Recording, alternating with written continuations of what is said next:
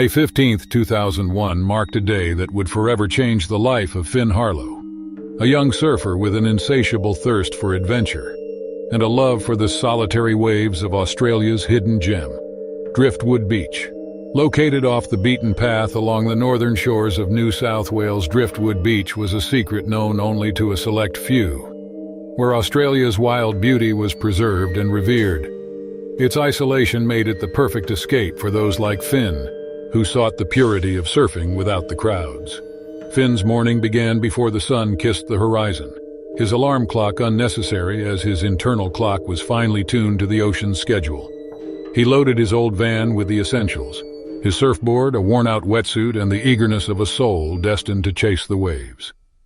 The drive to Driftwood Beach was a ritual, the winding roads a prelude to the awaited serenity. Upon arrival, the beach greeted him with its usual quiet splendor, the sounds of the waves a soothing welcome. The beach's name, Driftwood Beach, came from the countless pieces of wood that journeyed from distant forests to rest upon its shores. Each piece was a story, and a journey ended. Like many before, Finn was the lone figure against the vast open sea this morning, a testament to his dedication and passion for surfing. The local fauna, a mix of curious dolphins and the occasional sea turtle, were the usual spectators to his morning ritual. Sharks, too, were part of Driftwood's natural tapestry, apex predators that commanded respect and caution. Finn, well versed in the behaviors of these majestic creatures, surfed with a mindfulness that acknowledged their presence without fear. He understood the ocean was their domain, and he was but a visitor, granted access through mutual respect born of understanding and admiration. As Finn suited up and made his way to the water's edge, the first light of dawn cast a golden hue over the sea, the waves whispering invitations to dance.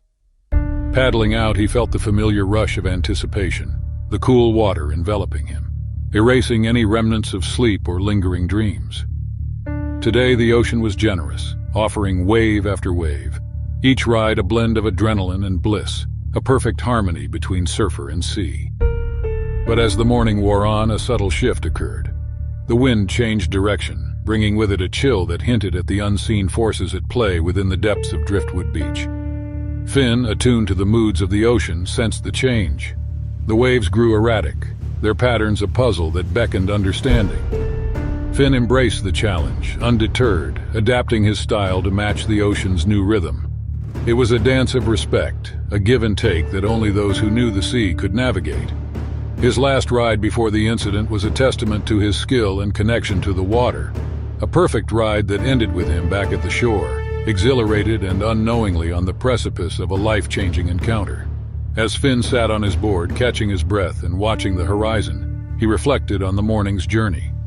The solitude of Driftwood Beach, the exhilarating challenge of its waves, and the presence of its wildlife combined to create a moment of pure contentment, a reminder of why he was drawn to this remote corner of the world. Yet as the ocean's mood shifted further, heralding the approach of something unseen, Finn remained in the water, unaware that his love for the surf would be tested in a way he had never imagined. The tranquility of the morning was shattered in an instant. As Finn Harlow sat on his board, legs dangling in the cool water, a shadow loomed beneath him, swift and silent. Before he could react, the water erupted into chaos. The shark, a massive creature of muscle and instinct, struck with terrifying precision. Its target was clear, the unsuspecting surfer who had ventured into its path. Finn Harlow found himself in a fight for his life. The shark hit hard and fast, its body a shadow that became a terror in seconds. Finn, thrown into a sudden battle, relied on instinct. He punched, aiming for the shark's sensitive nose, and kicked, trying to make himself less of an easy target. The water around him churned with the struggle, a mix of fear, determination, and the will to survive. The shark, deterred by Finn's defense, circled back, eyeing him coldly. Realizing his punches were only a temporary fix, Finn made a split-second decision. He climbed back onto his board, paddling with all his strength, heading for the shore as fast as he could. The shore was his safety, the distance between him and the shark a rapidly closing gap. Finn's hopes lifted as he neared the beach when he saw figures moving along the shore. The locals, who had spotted the unusual commotion in the water, rushed towards the sea, ready to help. Among them were Jack, a seasoned fisherman, and Mia, a lifeguard off duty but never off guard. They grabbed spare surfboards, paddling out to meet Finn halfway, their actions swift and coordinated. The shark, perhaps sensing the increased opposition, hesitated.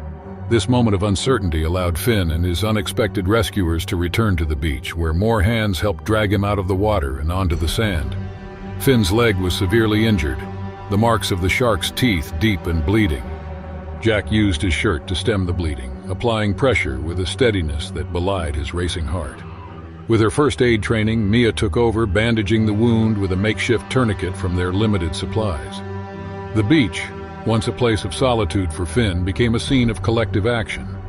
With no hesitation, the locals used their phones to call for emergency services, knowing that every second counted.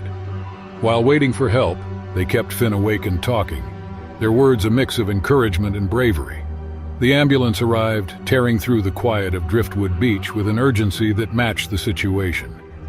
The ride to the hospital was a blur of lights and sounds, but Finn's thoughts were clear. Thanks to his quick thinking and the courage of a few locals who had rushed into danger without a second thought, he survived. His recovery was slow, marked by moments of frustration and triumph. The beach no longer felt like just a place to surf. It reminded him of the day he had faced his deepest fears and come out alive, supported by the unexpected bravery of those around him. Finn knew he would return to the ocean, but with a new respect for its power and a deep gratitude for the community that had stood by him. The experience had bound him to Driftwood Beach and its people in ways he had never imagined, a testament to the unpredictable journey of life and the strength found in unity. Agatha Ricci stood on the deck of her sailboat, the Salt Breeze, looking out at the vast expanse of the Pacific Ocean. The morning sun painted the water with hues of orange and pink as she prepared to embark on the journey she had dreamed of for years, sailing around the world alone. Years of meticulous preparation had led her to this moment. Agatha had saved every penny, meticulously maintaining her boat, ensuring it was ready to face the unpredictable challenges of the open sea. Her satellite phone and radio were on board, tools for minimal communication with the outside world, reserved only for necessary check-ins with family or emergencies. In June 2010, with the warmth of the California sun on her face, she set sail from San Diego, ready to circumnavigate the globe. Her route would take her across the Pacific, then through the Indian Ocean, around the Cape of Good Hope, and finally back to the Atlantic via the South Atlantic Ocean. She estimated it would take a year, depending on the conditions and unforeseen events. The initial weeks were a dream. Agatha marveled at the beauty and diversity of the ocean. Dolphins danced alongside her boat, whales beached in the distance, and turtles gracefully glided through the water. Flying fish took flight as her boat cut through the waves. Occasionally, she encountered other solo sailors, sharing greetings and stories, creating a sense of camaraderie on the vast expanse. As she crossed the equator into the southern hemisphere, the weather became more unpredictable and harsher. Strong winds, high waves, and thunderstorms tested her skills. She adjusted her sails, steered her boat, and navigated through sleepless nights. Technical problems demanded her attention, from a broken mast to a torn sail and a leaking water tank. Yet Agatha remained determined, facing the challenges head-on. The Indian Ocean, notorious for its unpredictability, awaited her. She hoped for calmer waters, but reality proved harsh. Storms, rogue waves, and the constant threat of pirates became her new companions. Debris from previous storms cluttered her path, and she spent days navigating through treacherous conditions. Technical challenges persisted, each one a test of her resolve. One day, about 500 miles south of the coast of Sujatha, fate seemed set to test the sailors' steely resolve. As the boat was floating aimlessly in the middle of the ocean while Agatha was trying to fix a mechanical problem in the motor, a shadow darkened the water near the stern. Agatha's heart quickened as she realized the danger. It was an oceanic white-tip shark, one of the world's most aggressive and dangerous species. Being opportunistic feeders, oceanic white-tip sharks might have seen an opportunity for prey when the boat was floating aimlessly.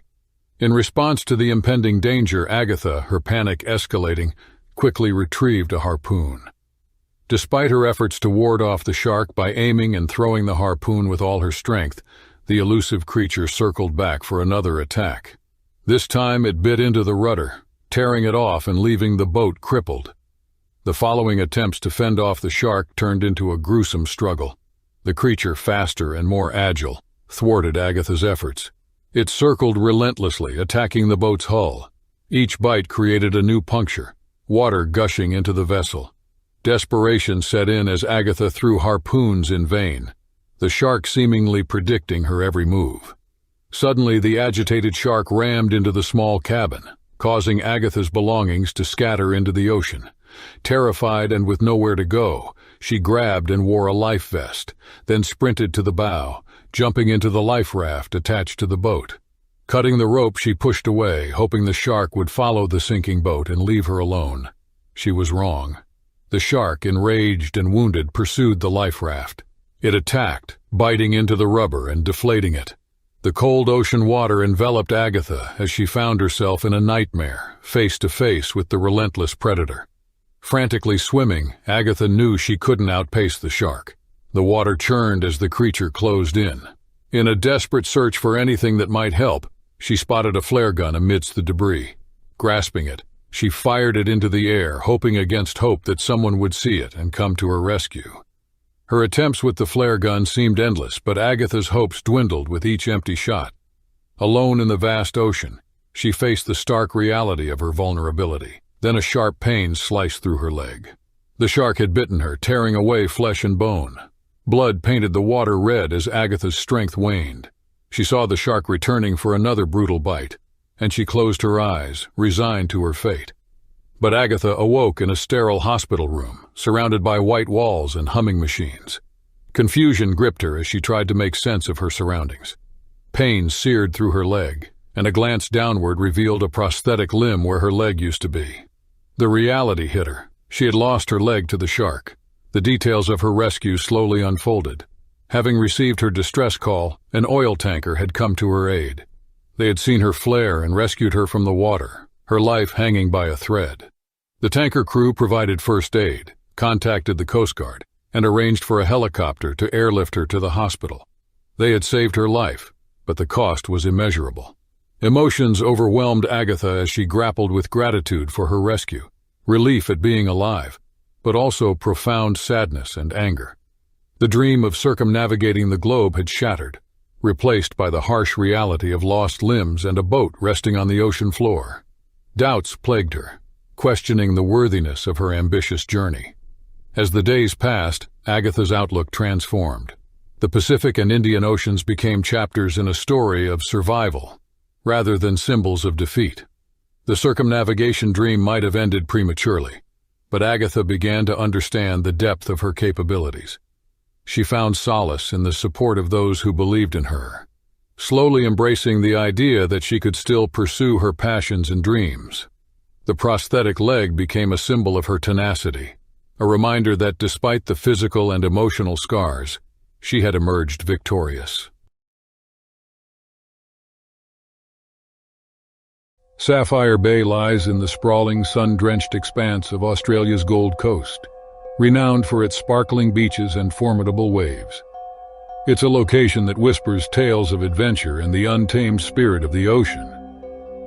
On this particular day, September 5, 2012, the bay was abuzz with anticipation for the annual Sapphire Ocean Challenge, a long-distance swimming event that attracted athletes from around the globe. Among the participants were Ella Harrison, a seasoned open-water swimmer with the heart of a lioness, and her devoted coach, James "Jim" Bennett, a former champion swimmer himself. With her striking determination, Ella had been training for months, carving through the waters of Sapphire Bay with grace and power, her sights set on completing the challenge and emerging victorious. While a paradise for surfers and swimmers, Sapphire Bay was known for its diverse marine inhabitants, including the majestic yet formidable sharks patrolling the deeper waters. These creatures, apex predators of their realm, were respected and feared. The locals had coexisted with these sea giants for generations, understanding the delicate balance between admiration and caution. The morning of the event, the air was excited and nervous. Standing at the shoreline, Ella gazed into the horizon, her mind a mix of focus and silent prayers. Ever the supportive mentor, Jim offered words of encouragement, reminding her of the strength and resilience within her. The race began with the sound of a horn slicing through the morning calm. Swimmers plunged into the cool embrace of the ocean, their bodies rhythmically moving through the waves, a beautiful display of human endurance and the quest for triumph. With her powerful strokes, Ella quickly found her rhythm, her body in perfect harmony with the sea. As the swimmers ventured further from shore, the crystalline blue of the shallows gave way to the deeper, darker blues of the open ocean. Here, in the vastness of the waters, the reality of their challenge truly set in. Ella, undeterred, pressed on, her eyes fixed on the distant buoy that marked the halfway point. But nature had its script, one that no human could predict or control. Without warning, the serene scene was shattered by a sudden, terrifying encounter. A shark, drawn by the commotion in its domain, launched an attack, its sights set on Ella. The predator's approach was swift and silent, a stark reminder of the ocean's hidden dangers. The first sign of trouble was a sharp, excruciating pain in Ella's hand. In a display of raw power, the shark had latched onto her, its teeth quickly cutting through the water and skin. Panic ensued as Ella fought to free herself from the shark's grip, her strokes now fueled by sheer survival instinct. Seeing the horror from the support boat, Jim felt a wave of helplessness wash over him. The race had turned from a test of endurance to a desperate fight for life. Around them, the water turned turbulent, a chaotic blend of thrashing and shouting as the other swimmers and support crew raced to Ella's aid. The shark, perhaps startled by the sudden flurry of activity, released its grip, disappearing into the depths from whence it came. The aftermath of the attack was a blur of motion and emotion. Ella was quickly pulled from the water, her hand grievously injured, the dream of victory now the furthest thing from her mind. The race ended abruptly as safety boats converged and the air was filled with sirens and urgent voices. The beach, once a starting point of dreams and aspirations, had become the scene of a stark reminder of the ocean's unpredictability and the inherent risks of venturing into the domain of nature's most adept predators. Ella Harrison, once a contender in the Sapphire Ocean Challenge, now lies on the sand, surrounded by paramedics, her coach Jim Bennett by her side. She clutches her uninjured hand, offering words of comfort amidst the chaos. The paramedics worked swiftly, assessing Ella's injuries with professional calmness that belied the gravity of the situation. The shark's attack had left a deep laceration on her hand, a physical testament to the ordeal she had just endured. The crowd gathered was a mix of fellow athletes, spectators, and media, all united in a shared sense of shock and concern for the fallen swimmer. Transported to the hospital, Ella's journey from the emergency room to the recovery ward was a blur. Doctors and nurses flitted in and out, their voices a soft murmur against the backdrop of beeping monitors and the sterile scent of antiseptics. The initial prognosis was hopeful. The damage, while severe, was not life-threatening, and with surgery and rehabilitation, Ella would regain the use of her hand. The shark attack news spread like wildfire, catapulting Sapphire Bay and its ocean challenge into the global spotlight. The incident sparked a heated debate on human interaction with wildlife, the ethics of such sporting events, and the measures in place to ensure the safety of participants. Back in the hospital, as Ella regained consciousness, the weight of her ordeal began to sink in. The dreams of triumph in the Sapphire Ocean Challenge, of proving her mettle against the forces of nature, had been dashed most brutally. Jim's constant presence by her bedside was a source of comfort. Together they spoke of the future, not just of recovery and rehabilitation, but of advocacy for safer interactions between humans and the marine world. The road ahead would be challenging, but she was ready to face it head-on, her spirit unbroken, her resolve more vital than ever. Sapphire Bay and its ocean challenge would always be different after the attack. But for Ella Harrison, this was not the end of her story with the ocean. It was a new beginning, a chance to forge a new path, one stroke at a time. The coastal town of Crest Haven, nestled between the jagged cliffs and the relentless waves of the Atlantic Ocean, was home to a community that thrived on the sea. The locals of this quaint town relied on the ocean's bounty for their livelihoods, as they were known for their fishing industry. During one fateful summer, a sequence of events unfolded, forever altering the lives of those who resided in Crest Haven. An incident occurred during the summer of 1965, a year indelibly imprinted in the recollections of the townspeople of Crest Haven. The incident involved Emily Anderson, a marine biologist, and her childhood friend Jack Donovan, a seasoned fisherman. They were drawn into the incident that shook the foundation of their peaceful lives. The town was set with wooden docks and weathered fishing boats, creating the perfect stage for an unforeseen turn of events. While researching the local shark population, Emily observed that the usually calm sea creatures exhibited unusual behavior, which caught the townspeople's attention. Emily's findings revealed a disturbance in the marine ecosystem, which had the potential to disrupt the delicate balance between predator and prey. Tensions rose, causing the once thriving fishing industry to grind to a halt, and the community was faced with economic turmoil. The mayor, Thomas McAllister, was seeking solutions but couldn't find the elusive source of the problem. Emily and Jack ventured into the darkening waters one evening to collect more data. Little did they know that this expedition would lead them to the heart of the mystery and plunge them into a dangerous situation. As Emily was maneuvering their small research vessel through the murky depths, a sudden jolt occurred, causing her to be sent overboard and plunge into the cold embrace of the Atlantic into a shark tank. Jack, filled with panic, fell after her, and as he did, he made a shocking discovery. They were not alone in that moment of unimaginable terror. A massive great white shark was circling them, and its presence was sending shivers down their spines. Emily was struggling to stay afloat while the shark grew increasingly curious rather than aggressive. To their surprise, they witnessed the predator exhibiting an uncanny intelligence, as if an unknown force was driving it. Emily and Jack had no choice but to face the shark head-on. They embarked on a journey that tested their courage and unraveled the wonders lurking beneath the ocean's surface. Emily and Jack embarked on a thrilling journey as they encountered the massive shark multiple times.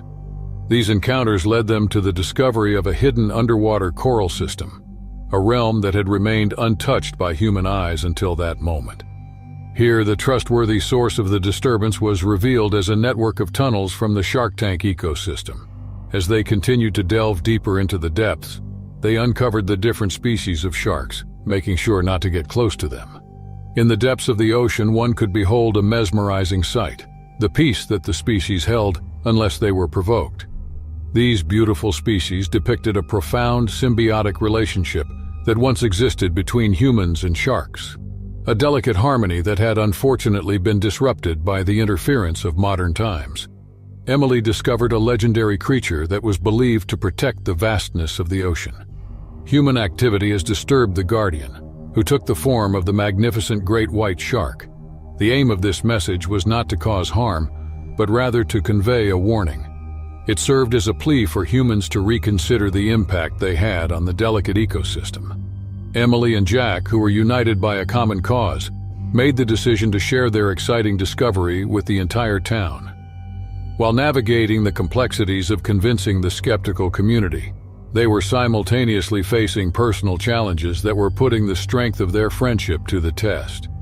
As the town was divided between those who believed and those who remained skeptical, Emily and Jack embarked on a mission to find a solution to restore the balance and alleviate the guardian of the depths. The clock ticked away, while the once cooperative shark started displaying signs of agitation. Racing against the relentless passage of time, they actively sought the assistance of marine experts and environmentalists, who willingly lent their expertise and guidance. The fate of Crest Haven was hanging in the balance, and the resolution lay in understanding the bond between humans and the shark.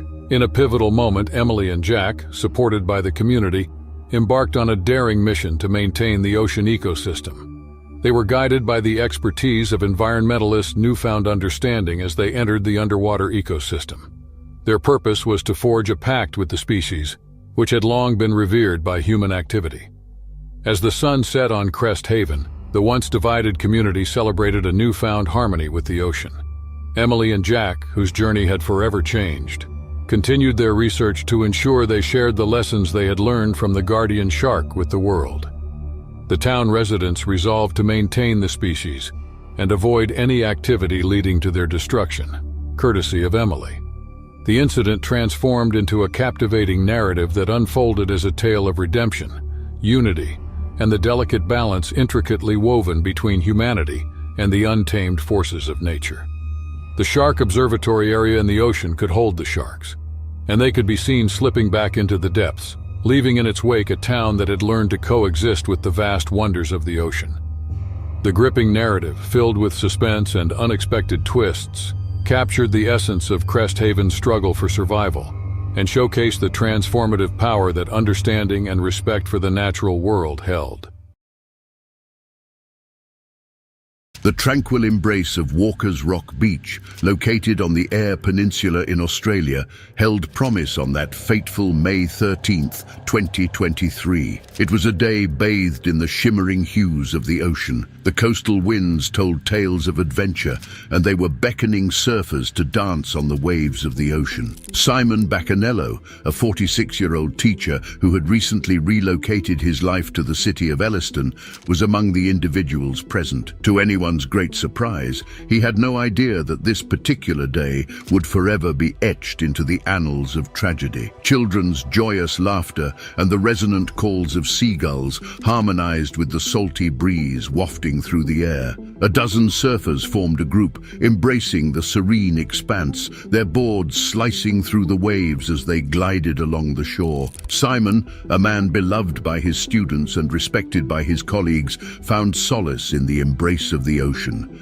a sanctuary from the rigors of teaching math, science and physical education at Elliston Area School. A spectre emerged from the bottomless depths of the ocean, and it was the menacing silhouette of a great white shark. This shattered the peace that had been there. During the chaos that broke out, the surfers were overcome with fear, and Simon's bravery shone through in the face of the impending danger. In the midst of the crashing waves, Simon's voice resonated, determined yet mixed with concern. "Get yourself to shore," he said. Simon's unwavering commitment to the well-being of others is demonstrated by the fact that he urged his fellow surfers to safety when he found out that the danger was getting closer. Jaden Miller, who was one of the witnesses, recounted the catastrophic event that took place. The force of nature caused Simon to be thrown off his board, and he ultimately disappeared into the depths of the water.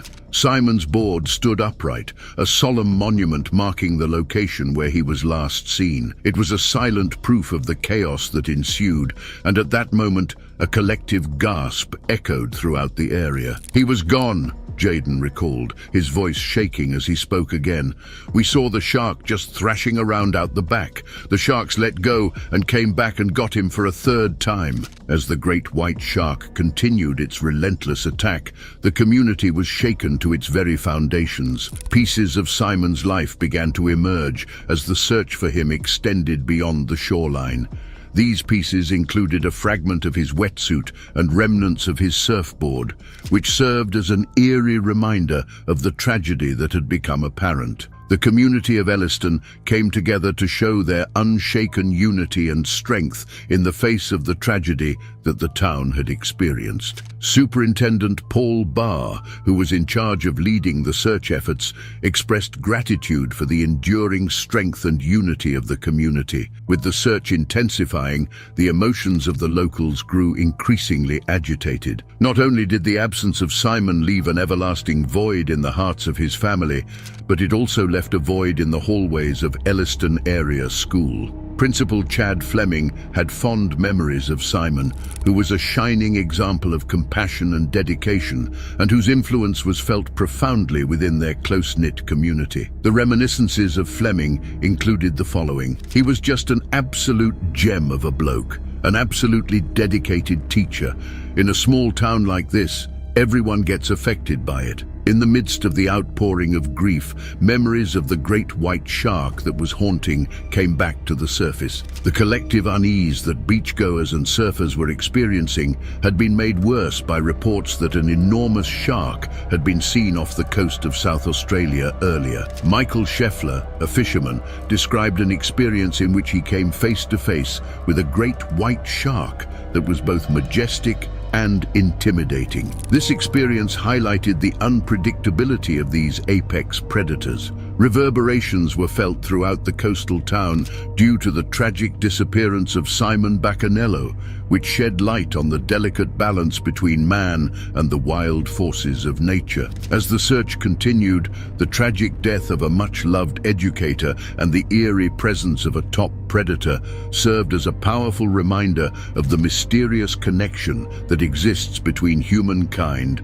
and the vast uncertainty of the ocean. Even though there was a growing sense of acceptance mixed with sorrow, the search continued, even as the days turned into weeks. In order to commemorate a life that was cut short by the unforgiving sea, memorial services were held in honor of Simon's memory. These services weaved together stories of his kindness and dedication.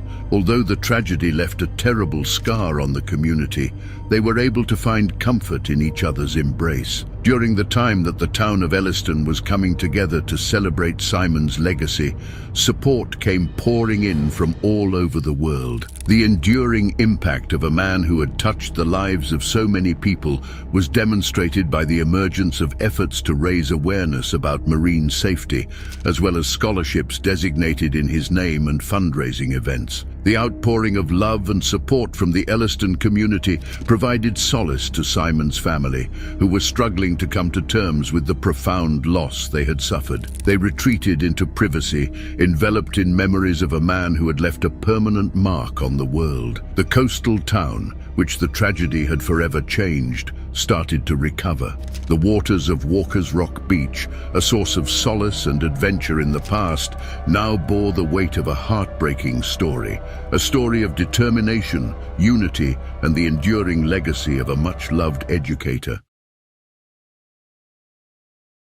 The sun rose over the azure waters of Emerald Cove, a picturesque yet challenging racing venue nestled on the coast of Florida, USA.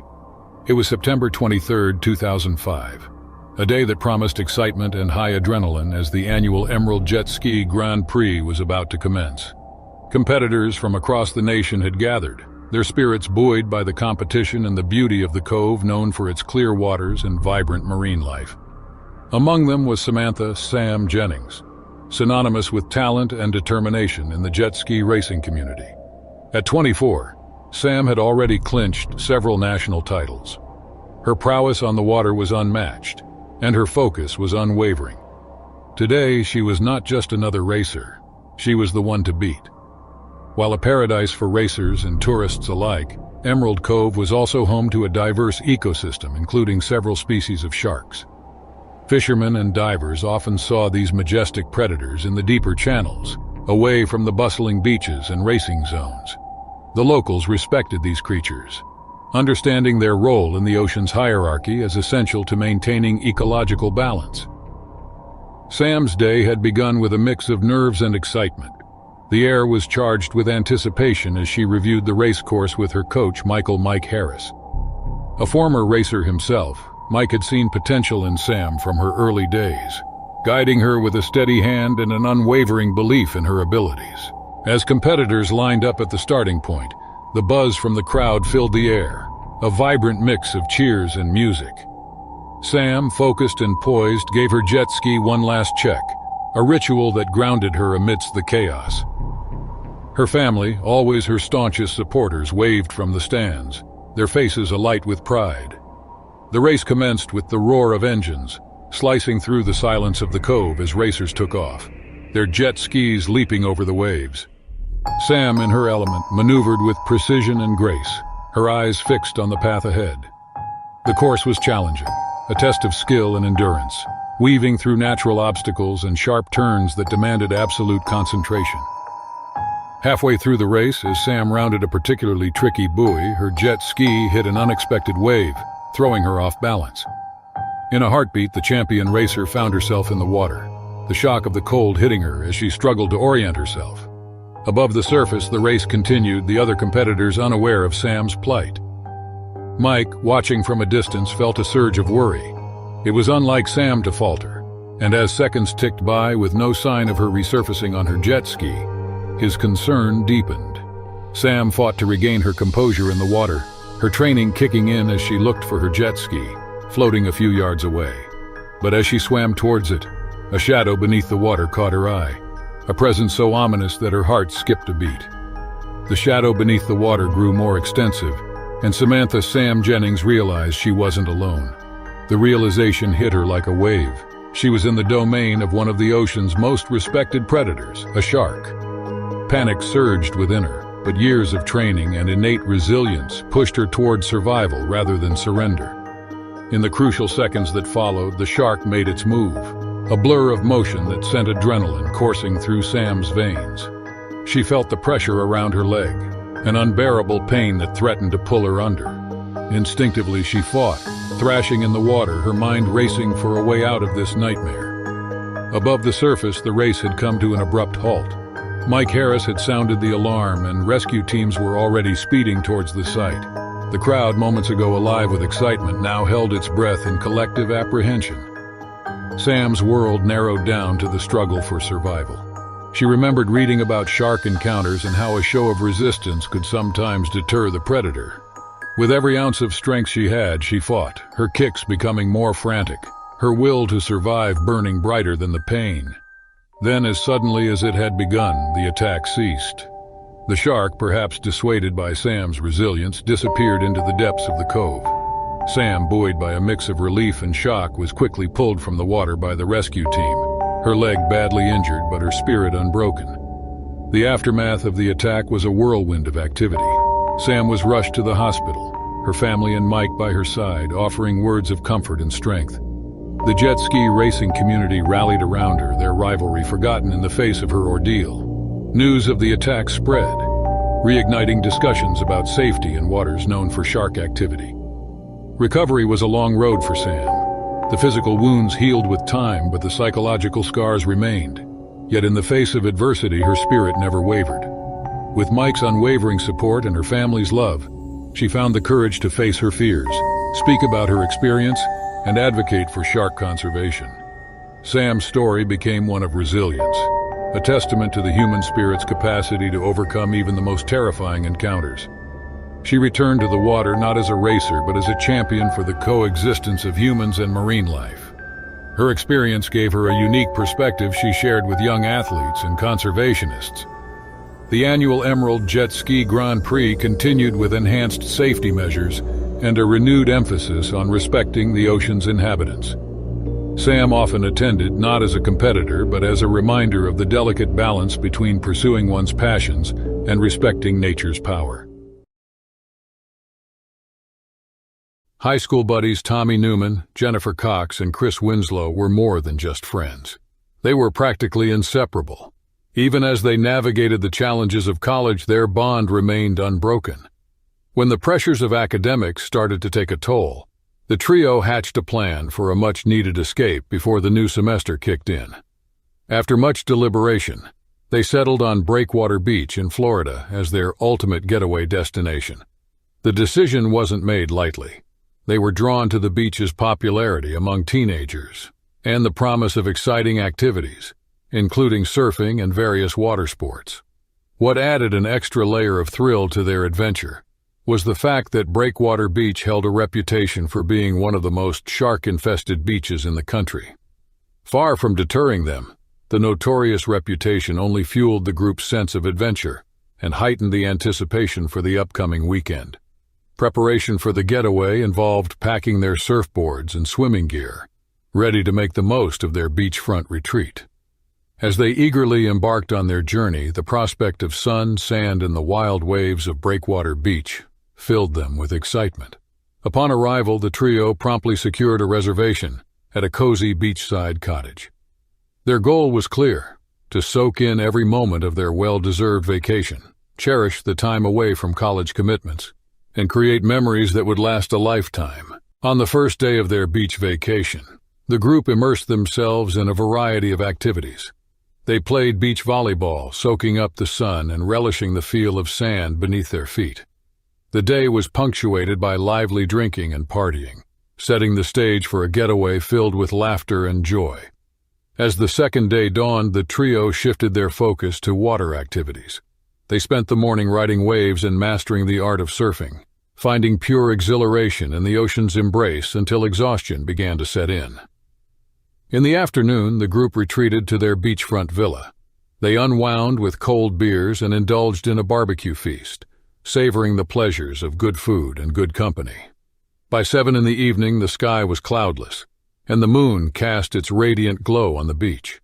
Amidst the relaxed atmosphere, Jennifer, fueled by a combination of alcohol and boldness, expressed her desire to surf under the captivating moonlight. The waves beckoned, and she envisioned having the entire surf to herself. However, Tommy and Chris, feeling the effects of their indulgence, hesitated, deeming themselves too intoxicated to stand on their surfboards. Despite attempts to dissuade her, Jennifer was undeterred. In her spirited state, she charged towards the shallows, dragging her surfboard along, eager to experience the thrill of surfing beneath the beautiful moonlit night.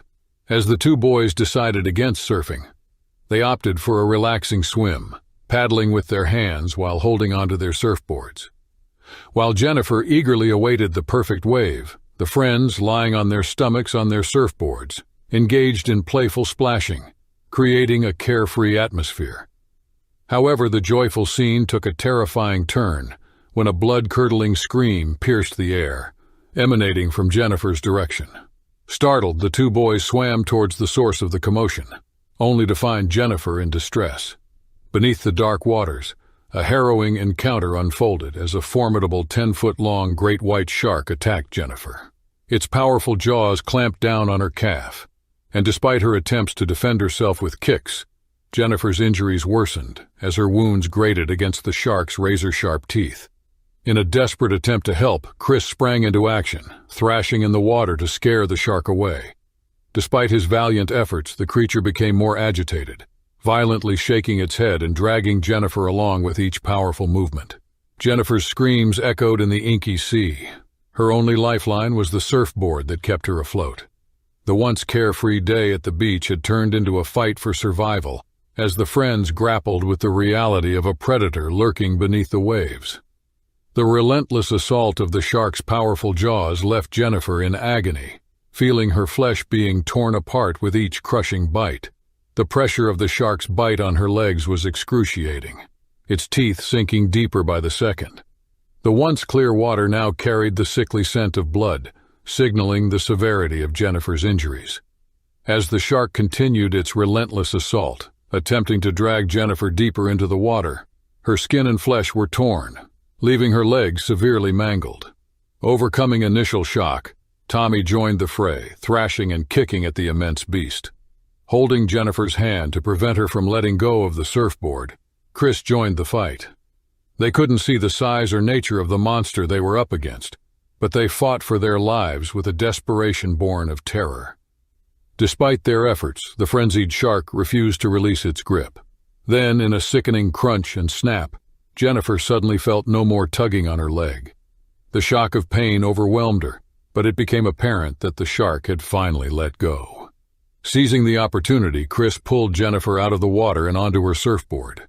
The horrifying reality unfolded as Jennifer's leg came into view. The shark had not relented. Instead, her left foot was missing. A single bloody stump remained where her foot should have been. The shark had bitten off Jennifer's foot in a horrifying turn of events.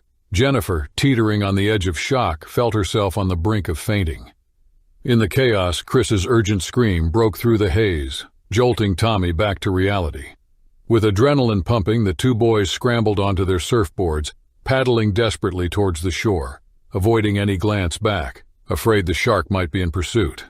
Reaching the safety of the shore, Chris urgently directed Tommy to call 911 while both boys applied immediate first aid, carefully bandaging the stump on Jennifer's leg. The rescue team arrived minutes later, swiftly taking charge of the situation. Jennifer was rushed to the hospital, the gravity of her situation sinking in. Despite the loss of her foot, Jennifer was fortunate to be alive.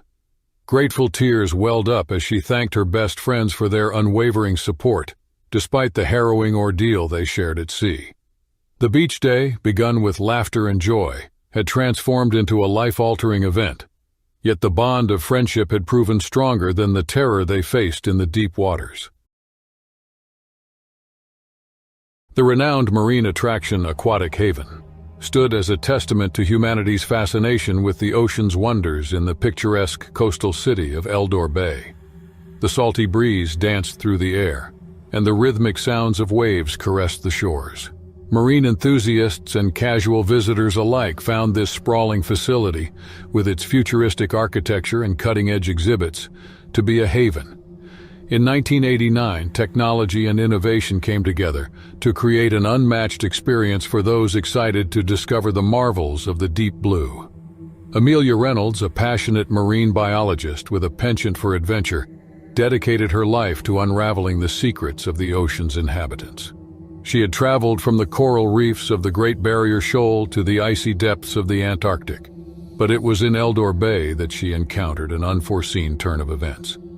Amelia, a woman with red hair that mirrored the color of the sun setting over the bay, became a familiar face at Aquatic Haven. She became an indispensable part of the team due to her expertise in marine biology and genuine love for the creatures she studied. She had no idea that her life would change dramatically on what seemed like an ordinary day. Visitors gathered around the massive shark tank, eagerly anticipating the scheduled feeding session as the sun hung high in the cloudless sky. A diverse crowd of families, tourists, and marine enthusiasts watched in awe as the aquatic predators circled beneath the crystal-clear water. They were unaware that fate had selected this day to craft a story that would echo throughout the years. Amelia, wearing her aqua blue uniform, prepared to ensure the sharks received their daily nourishment as the clock ticked closer to feeding time. She stood on the platform, holding a bucket of fish in her hand, ready to start the feeding ritual, and the atmosphere was filled with excitement. The sharks glided through the water, varying from sleek hammerheads to majestic tiger sharks, with an eerie grace. Poseidon, the great white shark, dominated his domain as the ocean's apex predator. The spectators were unaware that Poseidon was more than just a creature of the deep. It had become a living legend, a symbol that inspired both awe and fear. The feeding session started, and chunks of fish were dropped into the water, causing a frenzy of activity among the sharks. The predators darted with precision to snatch their meals, fascinating the crowd. Amelia, who was focused on her task, moved with practiced efficiency and ensured each shark received its share. Without warning, Amelia felt the platform beneath her shudder, which sent shockwaves through her body. She desperately clung to the railing, her heart pounding in her chest as she lost her grip on the bucket of fish. She teetered on the edge, causing the crowd to collectively gasp as she helplessly watched her impending fall. She quickly fell into the shark tank as the world around her transformed into a watery abyss. The cold embrace of the ocean enveloped her, and for a moment it seemed like time lost its grip. She felt panic as she kicked towards the surface, seeing the sharks transform from majestic creatures to potential threats in her desperate struggle for survival. Poseidon sensed the disturbance, so it circled closer, casting a shadow over the terrified biologist with his immense form. Amelia's leg got entangled in the feeding mechanism, causing her to be suspended in the water while the apex predator approached. A symphony of horrified gasps and screams erupted from those who were present. A team of skilled divers trained for emergencies, known as the Shark Tank Authorities, took immediate action. They wore specialized gear as they descended into the tank, carefully navigating the murky depths to reach Amelia. The delicate dance between humans and sharks unfolded, as they performed a ballet of danger and determination in the shadowy depths. The tension in the air thickened as each second passed. Despite being a formidable force, Poseidon appeared to perceive the situation's urgency. The diver, armed with precision and courage, diligently worked to free Amelia from the grip of the feeding mechanism. The predator and rescuer continued their ballet, performing a high-stakes act where life hung in the balance. Finally, the onlookers let out a collective sigh of relief as the diver successfully freed Amelia from Poseidon's jaws. They brought the injured biologist, bleeding and shaken, to the surface and onto the platform. The paramedics, stationed nearby as a precaution, quickly assumed control and administered initial first aid before transporting her to the hospital. The shocking incident rapidly spread like wildfire, causing headlines to be made across the city. The community raised questions about the safety measures at Aquatic Haven and debated the ethics of keeping apex predators in captivity. As the incident unraveled, it became more than a mere tale of survival. It delved into the intricacies of human-animal interactions.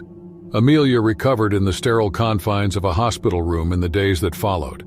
and the incident caused a chain of events that redefined her relationship with the ocean's most feared inhabitants. She experienced trauma, which sparked an unexplored journey towards gaining a deeper understanding and compassion. Even Amelia's closest colleagues were surprised by her resilience. She was determined to overcome the psychological scars, so she insisted on returning to her work at the shark tank. However, this time she wasn't just fulfilling her duties. She embarked on a personal quest to bridge the gap between the human world and the enigmatic realm of sharks. Amelia spent months immersing herself in extensive research on shark behavior. She worked with experts from within and outside Aquatic Haven to solve the wonders of Poseidon's actions on that fateful day. The incident catalyzed groundbreaking research on shark psychology, which challenged preconceived notions about these apex predators.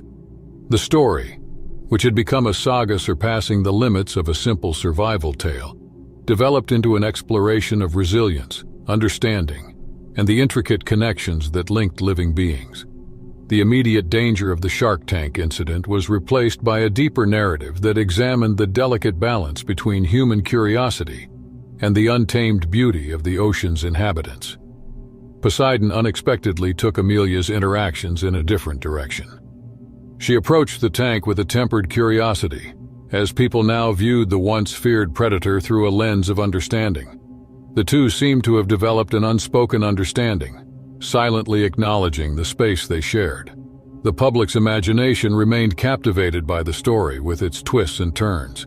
Feeling humbled by the incident, Aquatic Haven authorities put into effect improved safety measures and educational programs to promote a better comprehension of marine life.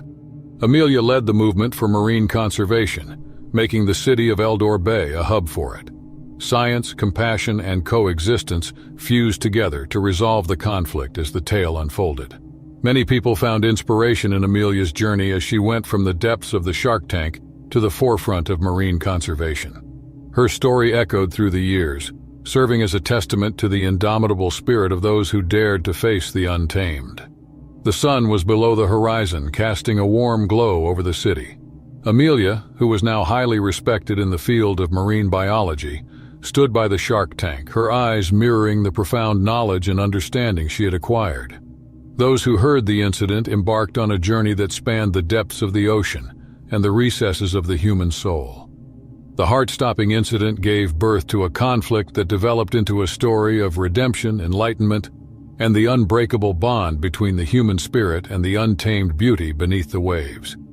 It left with a profound awe and wonder as the credits rolled. The incident of a woman who fell into the shark tank and emerged not just as a survivor, but as a beacon of transformation in the ever-untamed world had forever changed them. Emma Pratt, a seasoned explorer and travel vlogger, found herself on a small remote island off the Pacific coast, seeking the next thrilling adventure for her content. The island, surrounded by crystal-clear waters and teeming with marine life, promised unique experiences that Emma was eager to share with her audience.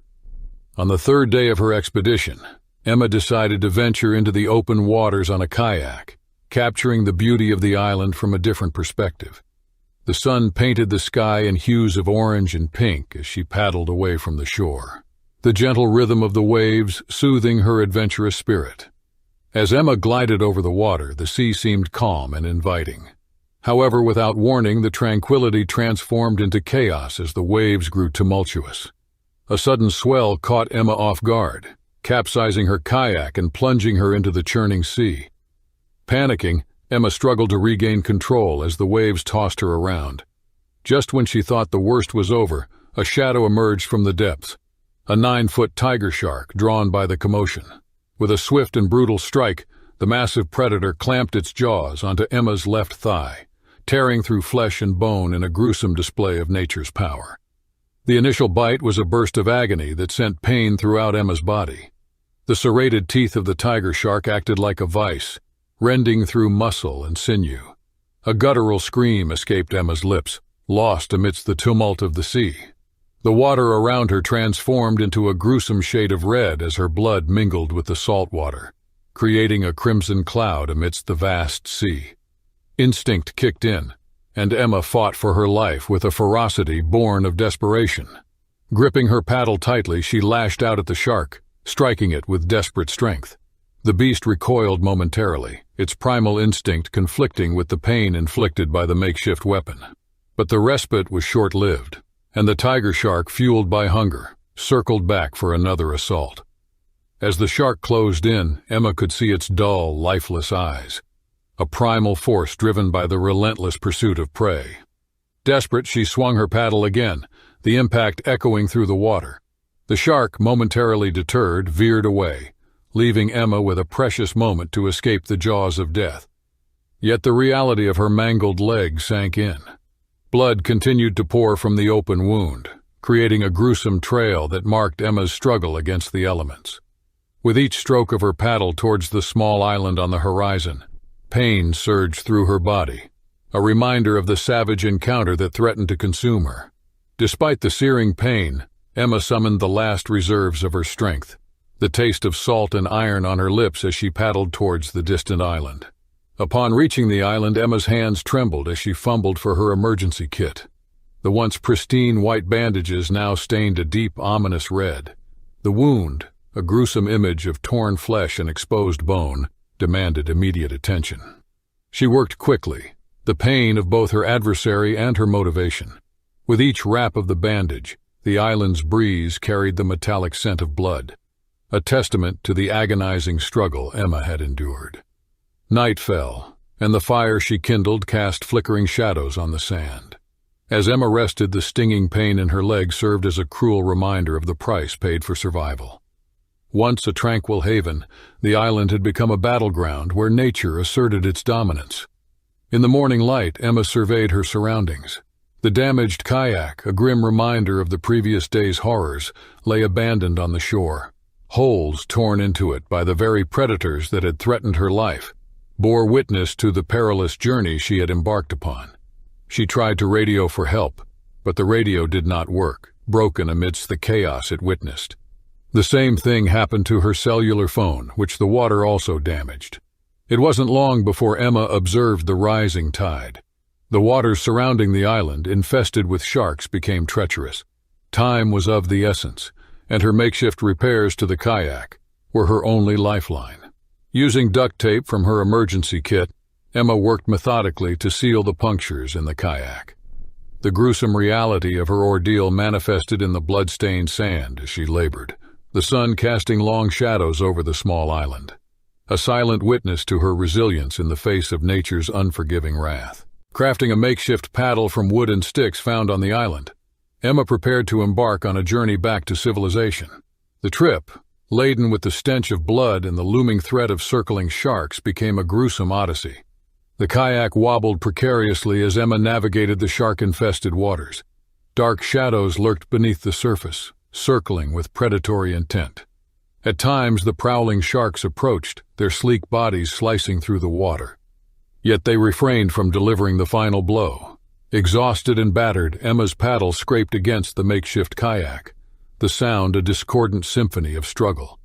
Like silent guardians of the abyss, the sharks circled her with relentless curiosity, their unblinking eyes fixated on the vulnerable prey they dared not attack. As Emma pushed herself to the brink of endurance, the sharks continued their sinister dance beneath her.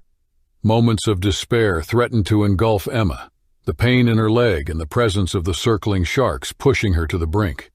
Yet just as she teetered on the edge of surrender, a distant glimmer of salvation emerged on the horizon, a boat filled with tourists. Summoning the last vestiges of her strength, Emma called out for help. The tourists, drawn by her desperate cries, steered their boat towards the lone survivor. The rescue, a stark contrast to the past day's brutality, unfolded with relief and disbelief. Emma's battered form found refuge among sympathetic strangers once brought aboard the boat. Careful attention was given to the wounds on her left thigh, now a gruesome tapestry of stitches and bandages. As the boat carried her away from the island, Emma, though physically scarred, carried with her a testament to the indomitable spirit that had allowed her to triumph over the primal forces that sought her demise. On the golden sands of Whispering Palms Beach, nestled on the picturesque coast of California, The Miller family gathered under the warm embrace of the summer sun on July 17, 2010. It was a day marked for celebration, a family reunion that brought together the extended family from afar. The patriarch, David Miller, a devoted father and husband, was the heart of the festivities, his laughter and joy infectious, setting the tone for a day of memories and togetherness. Whispering Palms Beach, known for its scenic beauty and gentle waves, was also home to a diverse marine ecosystem. Among its inhabitants were sharks, creatures that inspired both awe and caution. Local conservation efforts ensured a balanced coexistence, educating visitors on respecting wildlife while enjoying the beach's natural splendor. David, along with his children Ethan, 10, and Lily, 8, had spent the morning building sandcastles and exploring the tide pools, their curiosity about the ocean's wonders encouraged by their father's love for nature. His wife, Sarah Miller, watched on, capturing these moments in photographs, the joy in their faces a testament to their bond. As the afternoon sun cast a golden glow over the beach, David and his children ventured into the surf, laughter echoing as they played in the waves. The family reunion, a rare gathering of aunts, uncles, and cousins, looked on, a tableau of happiness and familial warmth. The beach, a popular spot for locals and tourists alike, was bustling, the air filled with the sounds of summer. Lifeguards patrolled the shoreline, vigilant, as children darted in and out of the water, their shrieks of delight mingling with the ocean's roar. Ever the adventurer, David enticed Ethan and Lily into a game of chase, dodging waves and splashing in the shallows. Their pure and uninhibited laughter was a melody Sarah held close, a reminder of the simple joys that family brought. But nature, in all its beauty, harbors unpredictability. Beneath the surface of Whispering Palms Beach, marine life followed its ancient rhythms, unseen yet ever-present. Though rarely a threat in these waters, sharks moved with purpose, crossing paths with those who ventured into their domain. As the day waned, the unthinkable happened. A shadow beneath the waves, unnoticed amidst the joy and laughter, turned a day of celebration into a fight for survival. In a moment of terror, David found himself face to face with one of the ocean's most formidable predators. The shark, perhaps drawn by the commotion or mistaking him for prey, launched an attack that shattered the tranquility of Whispering Palms Beach. The Miller family's day of reunion was suddenly cast into chaos, a stark reminder of the ocean's power and the fragility of life. The serene beauty of Whispering Palms Beach was ruptured by a scream that pierced the air, a sound so jarring it seemed to stop time itself. Once scattered in joyful abandon, the Miller family converged in a united front of panic and fear at the water's edge. David, the beloved father and husband, was locked in a survival dance against the might of the ocean's predator. Sarah's heart plummeted into despair as she witnessed the shark's silhouette weaving through the water, its target unmistakably her husband. Ethan and Lily, their laughter silenced by the unfolding horror, clung to their mother, their small faces etched with confusion and fear. The lifeguards, trained for moments like these, yet always hoping never to face them, sprang into action with a practiced urgency. Their whistles sounded a cacophony of alarms as they directed the crowd back, clearing the way for rescue. In the chaos of the attack, as David Miller was suddenly thrust into a life-or-death struggle, the beach's festive atmosphere was shattered by a deafening silence, followed by a surge of panicked screams. The shark, a formidable predator of the deep, had mistaken David for its usual prey in the murky waters stirred by the day's activities. Its powerful jaws clamped down on his leg, pulling with a force that threatened to drag him under. David's instincts kicked in, a primal fight for survival as he struck at the shark. Each hit a plea for life. The water around him churned violently, a whirlpool of fear and determination as he fought to free himself from the shark's grip. His children, Ethan and Lily, watched in horror, their screams muffled by the pounding of their hearts as their father battled the beast. Witnessing the scene unfold, Sarah felt a rush of terror and adrenaline. She raced into the water, her only thought to reach David, to somehow pull him from the jaws of death. The lifeguards, trained for such emergencies, responded quickly, their rescue boards slicing through the water as they made their way to David. The shark, perhaps startled by the commotion or satisfied with its assault, released David and disappeared into the depths from which it came. The water, now a haunting reminder of the ordeal, was stained with David's blood, a stark contrast to the clear blue that had welcomed the family hours earlier. As the lifeguards reached David, pulling him onto a rescue board, his body was a map of the attack's ferocity. The leg wound was grievous, a testament to the shark's power, but it was David's will to survive that marked the moment. His eyes, though clouded with pain, burned with an unspoken resolve. The beach, once a place of joy and laughter for the Miller family, had become the scene of a stark reality of nature's unpredictability. In the aftermath of the attack, as David was rushed to the hospital, the Miller family stood united, their bonds strengthened in the face of adversity.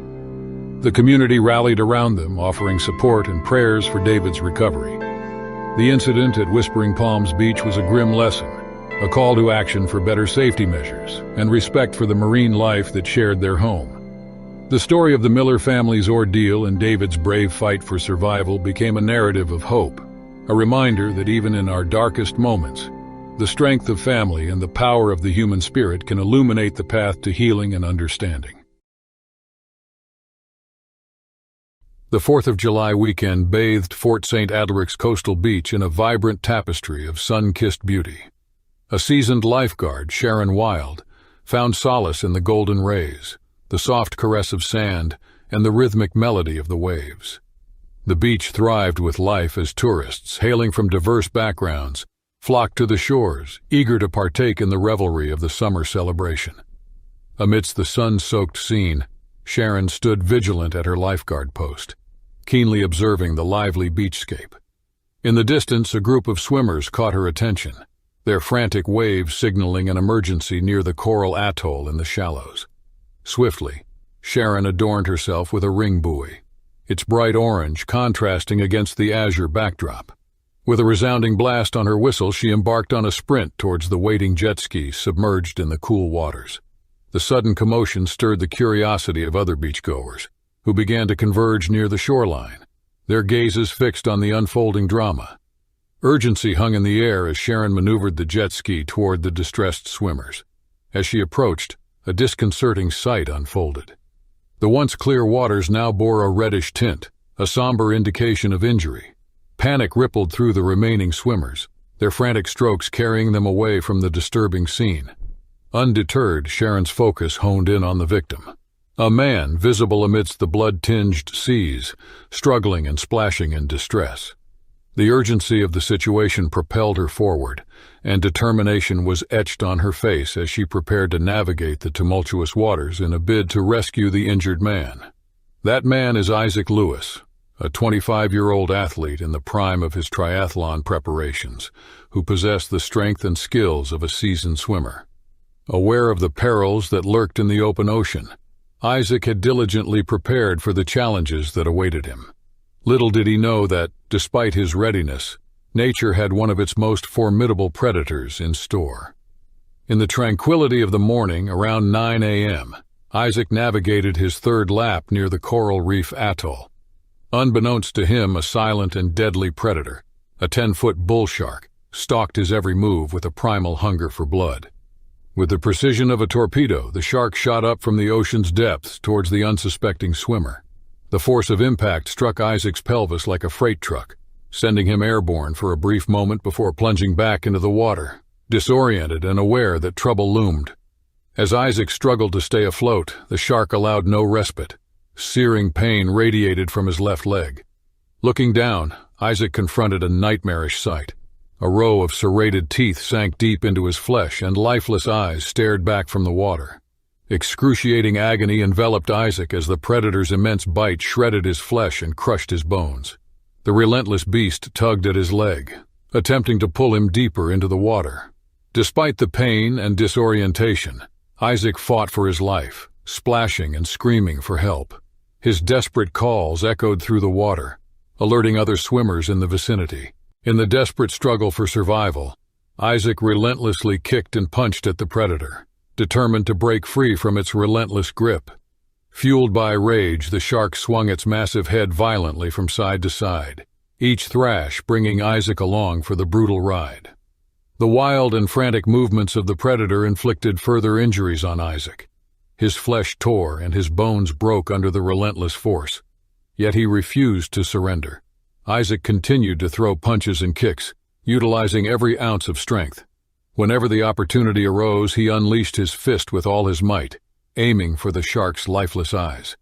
The targeted assault caused the shark to recoil, loosening its vice-like bite on Isaac's injured leg.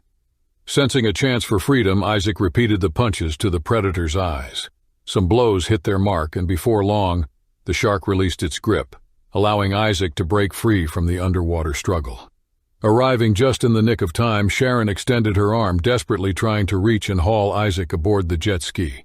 However, Isaac, caught in the throes of pain and struggle, couldn't quite grasp her outstretched hand. In the distance, the solitary fin of the shark continued its ominous path through the water, steadily closing the gap to the already injured swimmer.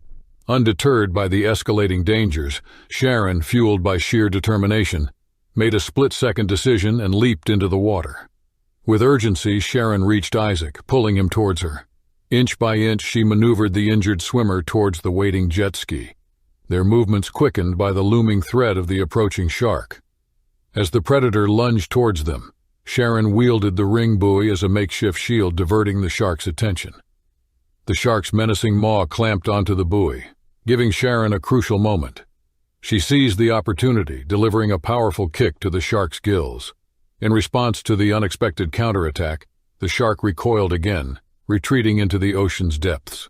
The underwater struggle had reached a momentary reprieve, allowing Sharon to resume the urgent task of getting Isaac to safety. Aware of the imminent danger, Sharon swiftly climbed back onto the jet ski, anticipating the shark's return. Hurriedly, she hauled the injured swimmer Isaac aboard, recognizing the urgency of getting him to safety. Once Isaac was securely in place, the jet ski's engine roared to life, and Sharon navigated her way back to the shore with determined speed. As they approached, a team of paramedics stood ready, their expertise poised to address Isaac's injuries. On reaching the shore, the paramedics immediately sprang into action, providing Isaac with crucial first aid before transferring him via ambulance to the nearest hospital.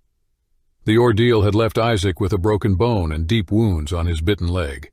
Yet the timely and efficient response from Sharon and the medical team laid the foundation for his recovery. In the aftermath of this harrowing experience, Isaac faced the challenging healing journey. Despite the physical and emotional toll, he emerged victorious, making a full recovery. He carried with him the deep gratitude for Sharon, the lifeguard who had become his guardian angel, offering him a second chance at life. As Ian Brophy, a dedicated veteran surfer of 70 years, stood on the sandy shoreline of Granite's Beach, the unrelenting crash of waves against the beach was like a symphony that echoed through his ears like a piece of music. A dozen or so surfers were eagerly waiting to catch a perfect wave, and the morning sky was painted in pink and gold hues as a result of the sun's rays. This aurora borealis-like scene promised an idyllic day. Ian was about to paddle out when a sudden commotion ruptured the serene atmosphere. He heard someone yell, "Shark!" and then a collective shout pierced the air. He turned around at the exact right time to see a terrifying scene, a monstrous figure charging at another surfer who was out in the water. The scene was one that could only be characterized as terrifying from what one could see. The unfortunate surfer was taken by surprise when he was attacked by the great white shark as it charged through the water with its jaws wide open. As Ian watched in horror, the predator pulled the surfer under the water, then re-emerged and then dove back down with savage force. The surfer's final moments were terrifying. Ian later explained what took place to the authorities, his voice tainted with the trauma of having witnessed such a horrifying event. It grabbed him, pulled him back down, brought him back up, pulled him back down again. The water turned the color of blood, and the waves transformed into a terrifying place for a fight to stay alive. The fact that there was a blood stain in the water was a foreboding sign that served as a dreadful reminder of the brutality that had just taken place. A vicious bite that spoke volumes about the tragedy was etched into the surface of a surfboard as it floated aimlessly in the water, bearing the unmistakable mark of the shark's aggression. The search for the victim was conducted in a manner that was both speedy and exhaustive. Volunteers, members of search and rescue teams, and residents of the area all collaborated in an effort to search the coastline and the depths of the water for any sign of the missing surfer. In spite of their ceaseless efforts, the ocean steadfastly refused to reveal its sinister secret and did not disclose the location of the man. Jeff Schmucker, a seasoned surfer who was also a witness to the harrowing event, got on his jet ski in the hopes that he could contribute in some way to the search for the missing surfer. As he navigated the waters that were familiar to him, a sinking sensation crept over him as he reflected on the bleak reality. A monstrous great white shark, a massive creature that was longer than the length of a sedan car, hovered menacingly nearby, serving as a silent sentinel to the tragic events that had just taken place. The stunned and heartbroken expressions of the close-knit community at Granite's Beach were reflected in the eerie stillness that hung over the beach. Phil McAvoy, a resident, related the tragic event, describing how the sound of sirens shattered the calm of the morning and indicated that an accident had just taken place. The occurrence brought back a chilling memory of a tragedy that had occurred earlier in the year and was strikingly similar to this one. As a result, it sounded like a chord that evoked a sense of foreboding in those who witnessed it. The once pristine waters that surrounded South Australia's coastline had deteriorated into a realm of uncertainty and danger, and as a result, violent and unexpected encounters were taking people's lives. Following the attack, residents of the area, as well as professionals in the field, were compelled to face the unfortunate reality that there had been an increase in the number of shark sightings in the region. Charlie Huveniers, a well-known shark expert from Flinders University, was willing to share his observations and thoughts on the worrying trend. He emphasized the complex interplay of factors such as human influence, climate shifts, and the predatory instincts of these oceanic giants as potential catalysts for the rising incidents. Warm currents in the ocean attracted not only surfers but also the top predators in the sea, who found themselves to be drawn to these currents. As temperatures rose, the delicate balance of marine ecosystems shifted, which brought sharks closer to shores, where unsuspecting humans unwittingly crossed paths with these formidable creatures. As a consequence, there was a subsequent increase in the number of shark attacks, as the eerie aftershocks of a tragedy reverberated along the coastline. Streaky Bay, once a tranquil haven for surfers and enthusiasts, was thrust into the spotlight. The waves now carry the weight of lives that have been lost and futures that have been shattered, and the vibrant spirit of the town was mixed with sadness after the disaster. The fact that the search continued despite the misery and disruption is an inspiring illustration of the human capacity for resilience in the face of the unrelenting power of nature. On the other hand, the vastness of the ocean managed to keep its mysteries hidden, which resulted in an overwhelming feeling of betrayal and a lack of answers. Granite's Beach was eerily quiet as the sun sank below the horizon on that tragic day in October. The beach was haunted by the memory of a surfer whose daring spirit met a tragic end at the jaws of a shark lurking beneath the waves. The surfer's death left Granite's Beach with a sense of foreboding, and the waters, which were once welcoming and teeming with life, now bore witness to a somber truth, a reminder of the raw power that dwells in the depths, waiting to claim its next victim in the dance between man and nature. It is a story destined to live on in the records of South Australia's coastline, a testament to the deadly beauty and unpredictable nature of the vast, open ocean. The tragedy left its imprint on the collective consciousness and served as a frightening reminder of the delicate balance of life and the primal forces that command the expansive oceans. On the serene shores of Coral Cove, a hidden gem nestled on the eastern coast of Australia, the early morning sun casts a golden glow over the tranquil waters. It was August 20th, 2012, a day that Emma Thornton, a seasoned kayaker with a passion for the unspoiled beauty of nature, had set aside for an adventure that was meant to be a peaceful exploration of the coastal mangrove forests. Coral Cove was renowned for its dense mangrove forests, a vital ecosystem supporting diverse marine life.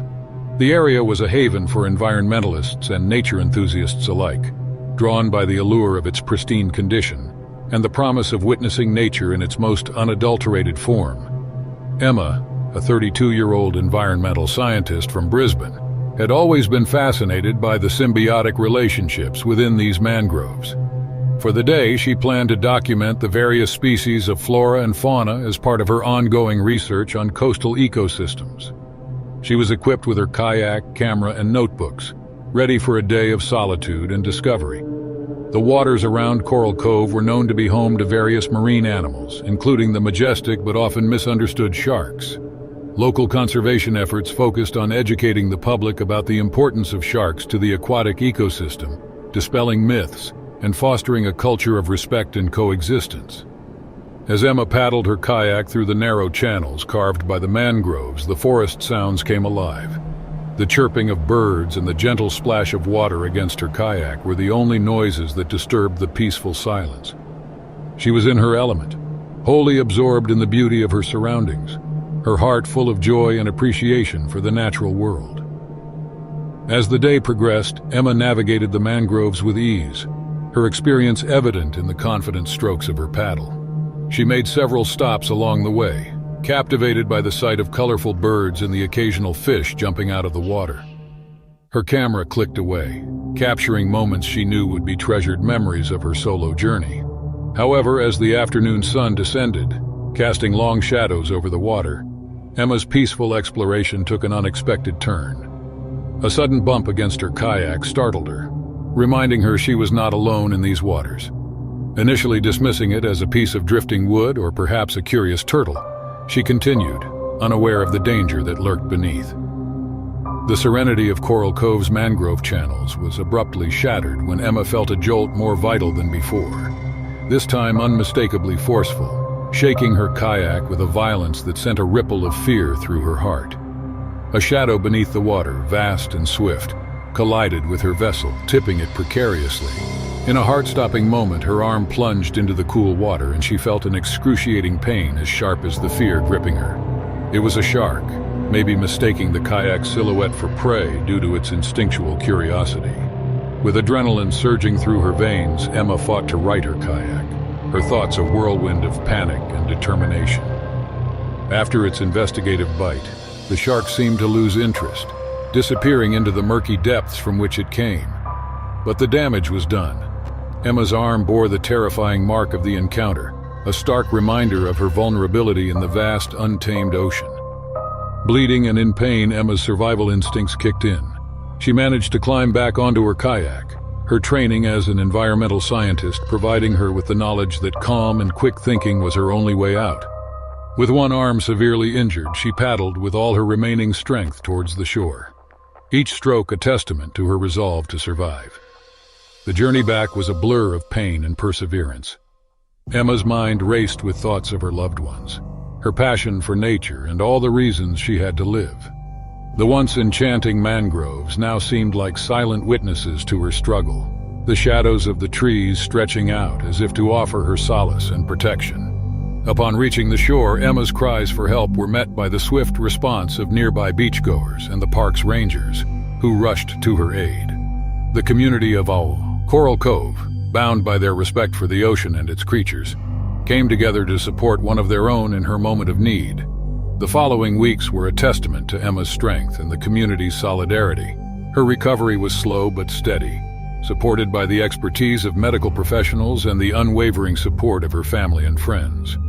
The shark's bite, while physically damaging, could not dampen Emma's spirit or her love for the marine world she had dedicated her life to protecting. Emma's story spread through Coral Cove and beyond, becoming a powerful narrative of human resilience and the complex relationship between humans and nature. Her return to the water was a poignant moment, not just for Emma but for the entire community.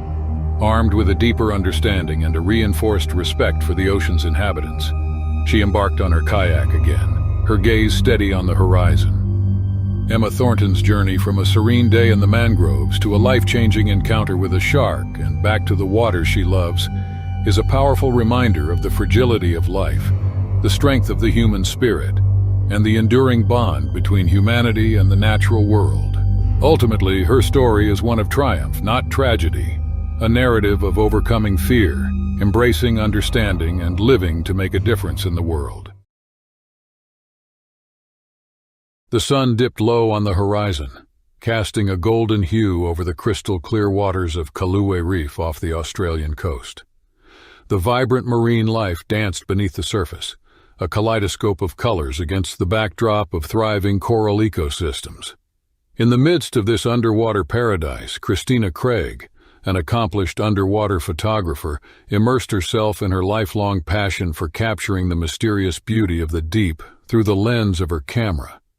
As Christina bade goodbye to her crew aboard the boat, she plunged into Australia's cold waters. Christina wore a heavy lead vest on top of her sleek wetsuit that clung to her form, her auburn hair floating around her like a halo as she glided through the water with effortless elegance. Her eyes, filled with excitement and wonder, scanned the reef, absorbing the intricate beauty surrounding her. For Christina, Kalue Reef wasn't just a location. It was her life's work, playground, and sanctuary.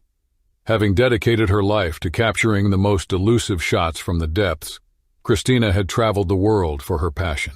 Her never-before-seen shots and footage of the world beneath the waves had earned her the respect and recognition among her peers. Today, she was in one of the planet's most breathtaking yet daring underwater environments. As Christina delved deeper into the reef, her senses heightened and her anticipation grew. The vibrant corals in various shapes and sizes created a mesmerizing spectacle, captivating her attention. Every stroke propelled her further into the heart of the reef, where marine life thrived in unparalleled diversity. But as Christina marveled at the wonders around her, the tranquility was shattered by an unexpected presence.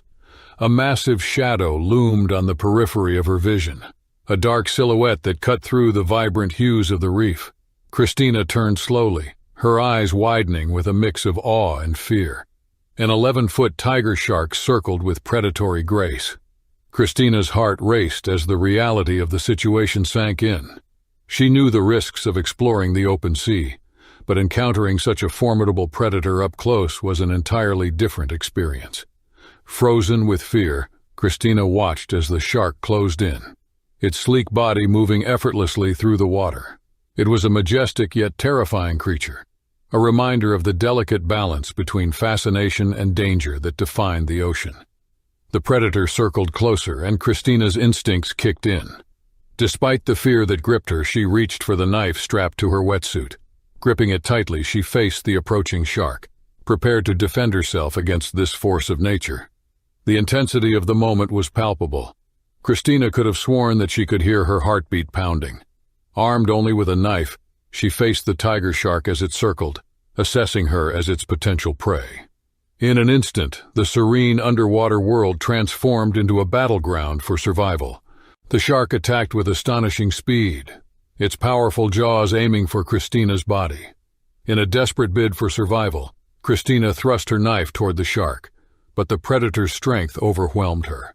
The shark's teeth latched onto her lead vest, and despite the protection it offered, Christina felt the pressure of the beast's powerful bite.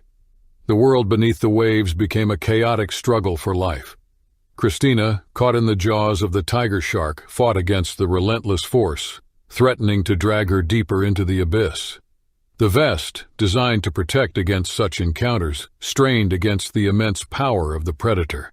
A surge of agony shot through Christina as her ribs fractured from the shark's bite. The water surrounding her was now tainted with the metallic taste of blood, a stark contrast to the vibrant colors of the coral reef.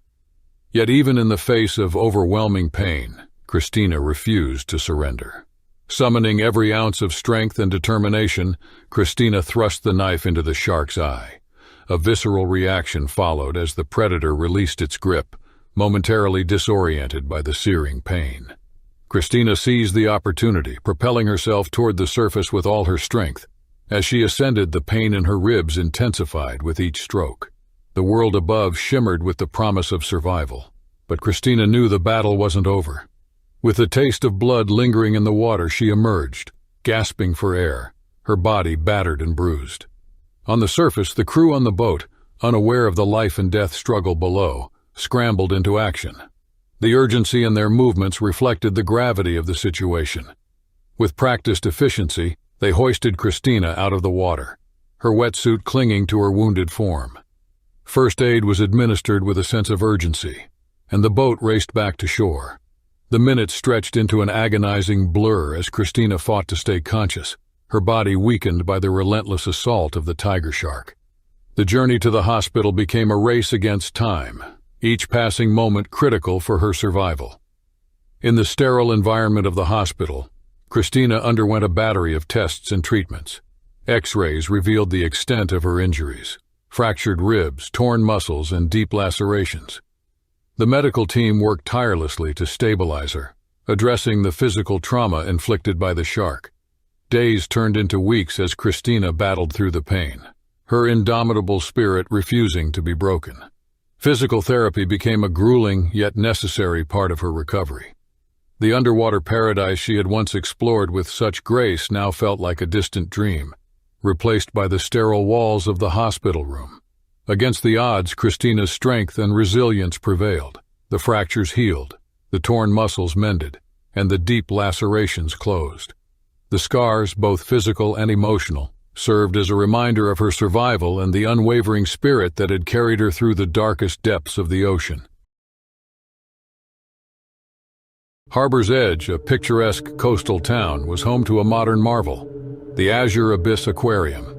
In 1945, Nicole Blackwell, a marine biologist driven by ambition and a love for exploration, discovered herself leading the way in a revolutionary shark tank exhibit. Visitors could immerse themselves in the world of sharks through the colossal cylindrical tank, which stood as a transparent spectacle. Armed with scientific curiosity, Nicole embarked on a journey to unravel the mysteries of the deep blue. The engineers accomplished an incredible feat by constructing the underwater tunnel, which provided visitors with an unparalleled view of the sharks as they glided gracefully above and beside them. Nicole had no idea that her foray into this underwater realm would result in a remarkable sequence of events. One day, Nicole was conducting routine maintenance when she stumbled upon a concealed door beneath the shark tank. Intrigued by her heart, she entered the chamber and discovered a considerable passage leading to an underwater observation room. The room, encased in glass, offered an unfiltered view of the sharks in their aquatic domain. Nicole was marveling at the hidden spectacle when an unexpected accident happened. She felt the floor beneath her give way, and she was plunged into the shark tank.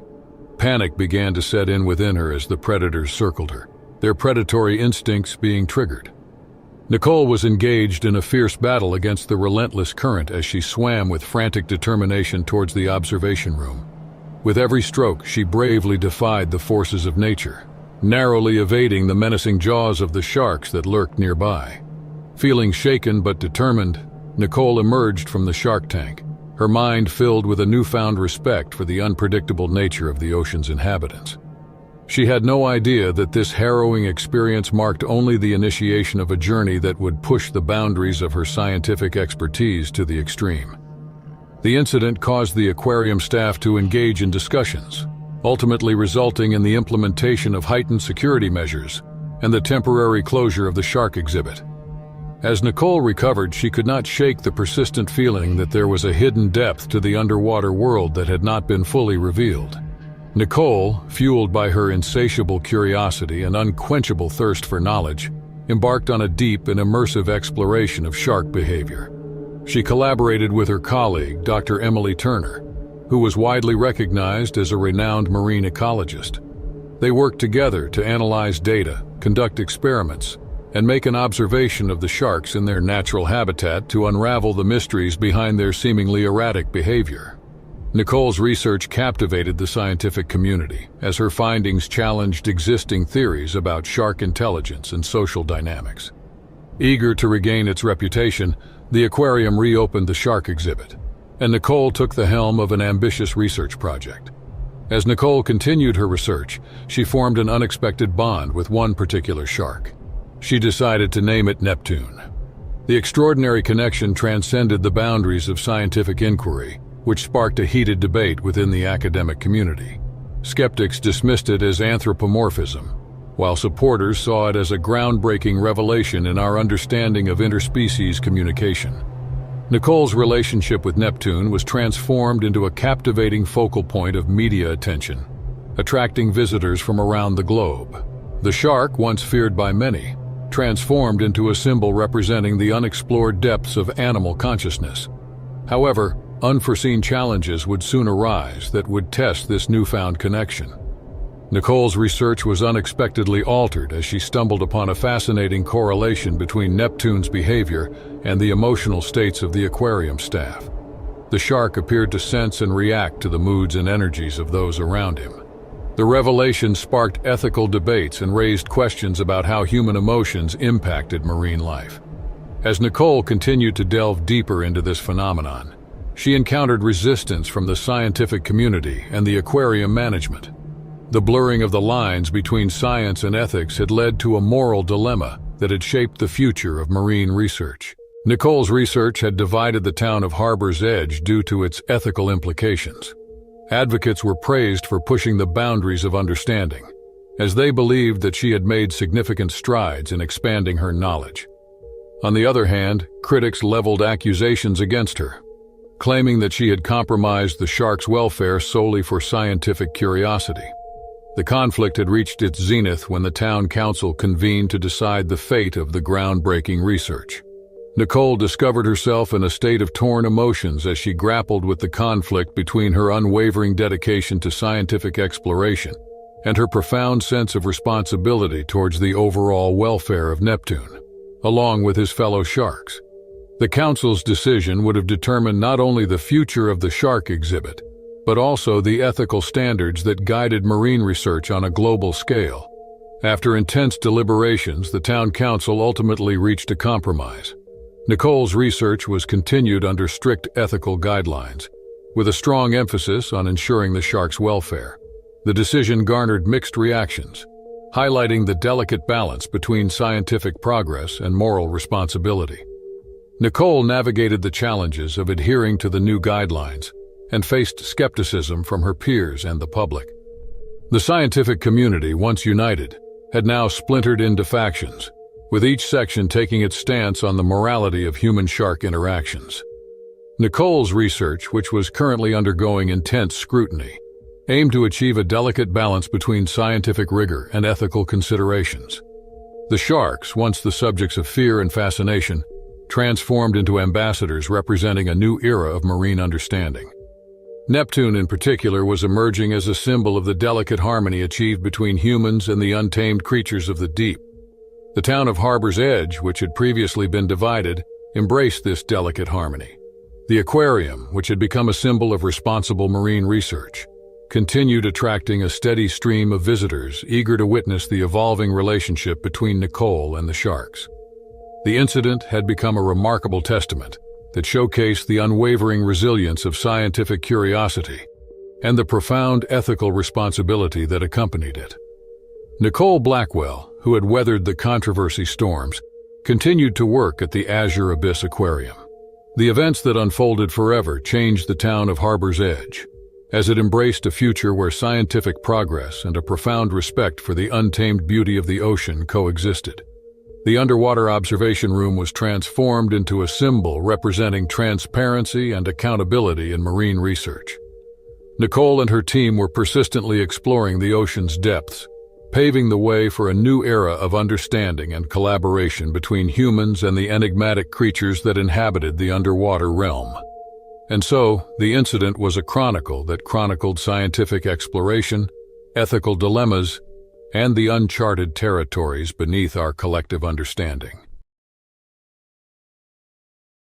The fateful day began like any other in the picturesque expanse of Lighthouse Beach. The golden hues of dawn were cast upon the calm waters, creating a serene facade that concealed the dangers hiding beneath the surface. As a result of the allure of the waves, surfers gathered together, completely oblivious to the approaching chaos that fate had in store for them. Toby Begg, a seasoned surfer adorned with years of experience navigating the tumultuous tides, felt the magnetic pull of the ocean calling out to him. Cloaked in his wetsuit, Toby commenced his daily ritual of riding the waves that gracefully danced with both allure and concealed dangers. The sun, just beginning to touch the horizon, hinted at the promise of a perfect day. As Toby paddled into the embrace of the sea, nature held its breath in anticipation, though it was unaware of the impending catastrophe that was about to occur. The tranquility shattered when a mere ripple, caressed the water's surface, an ominous herald of the terror that lurked beneath. The great white shark, a monstrous predator lurking in the ocean's depths, remained elusive as its menacing silhouette was concealed by the vastness of the sea. It struck with a ferocity that defied comprehension, bearing a primitive instinct that had been bred over the course of millennia. Within the blink of an eye, the calm scene was completely overtaken by chaos. When Toby was riding his board, he experienced an otherworldly force.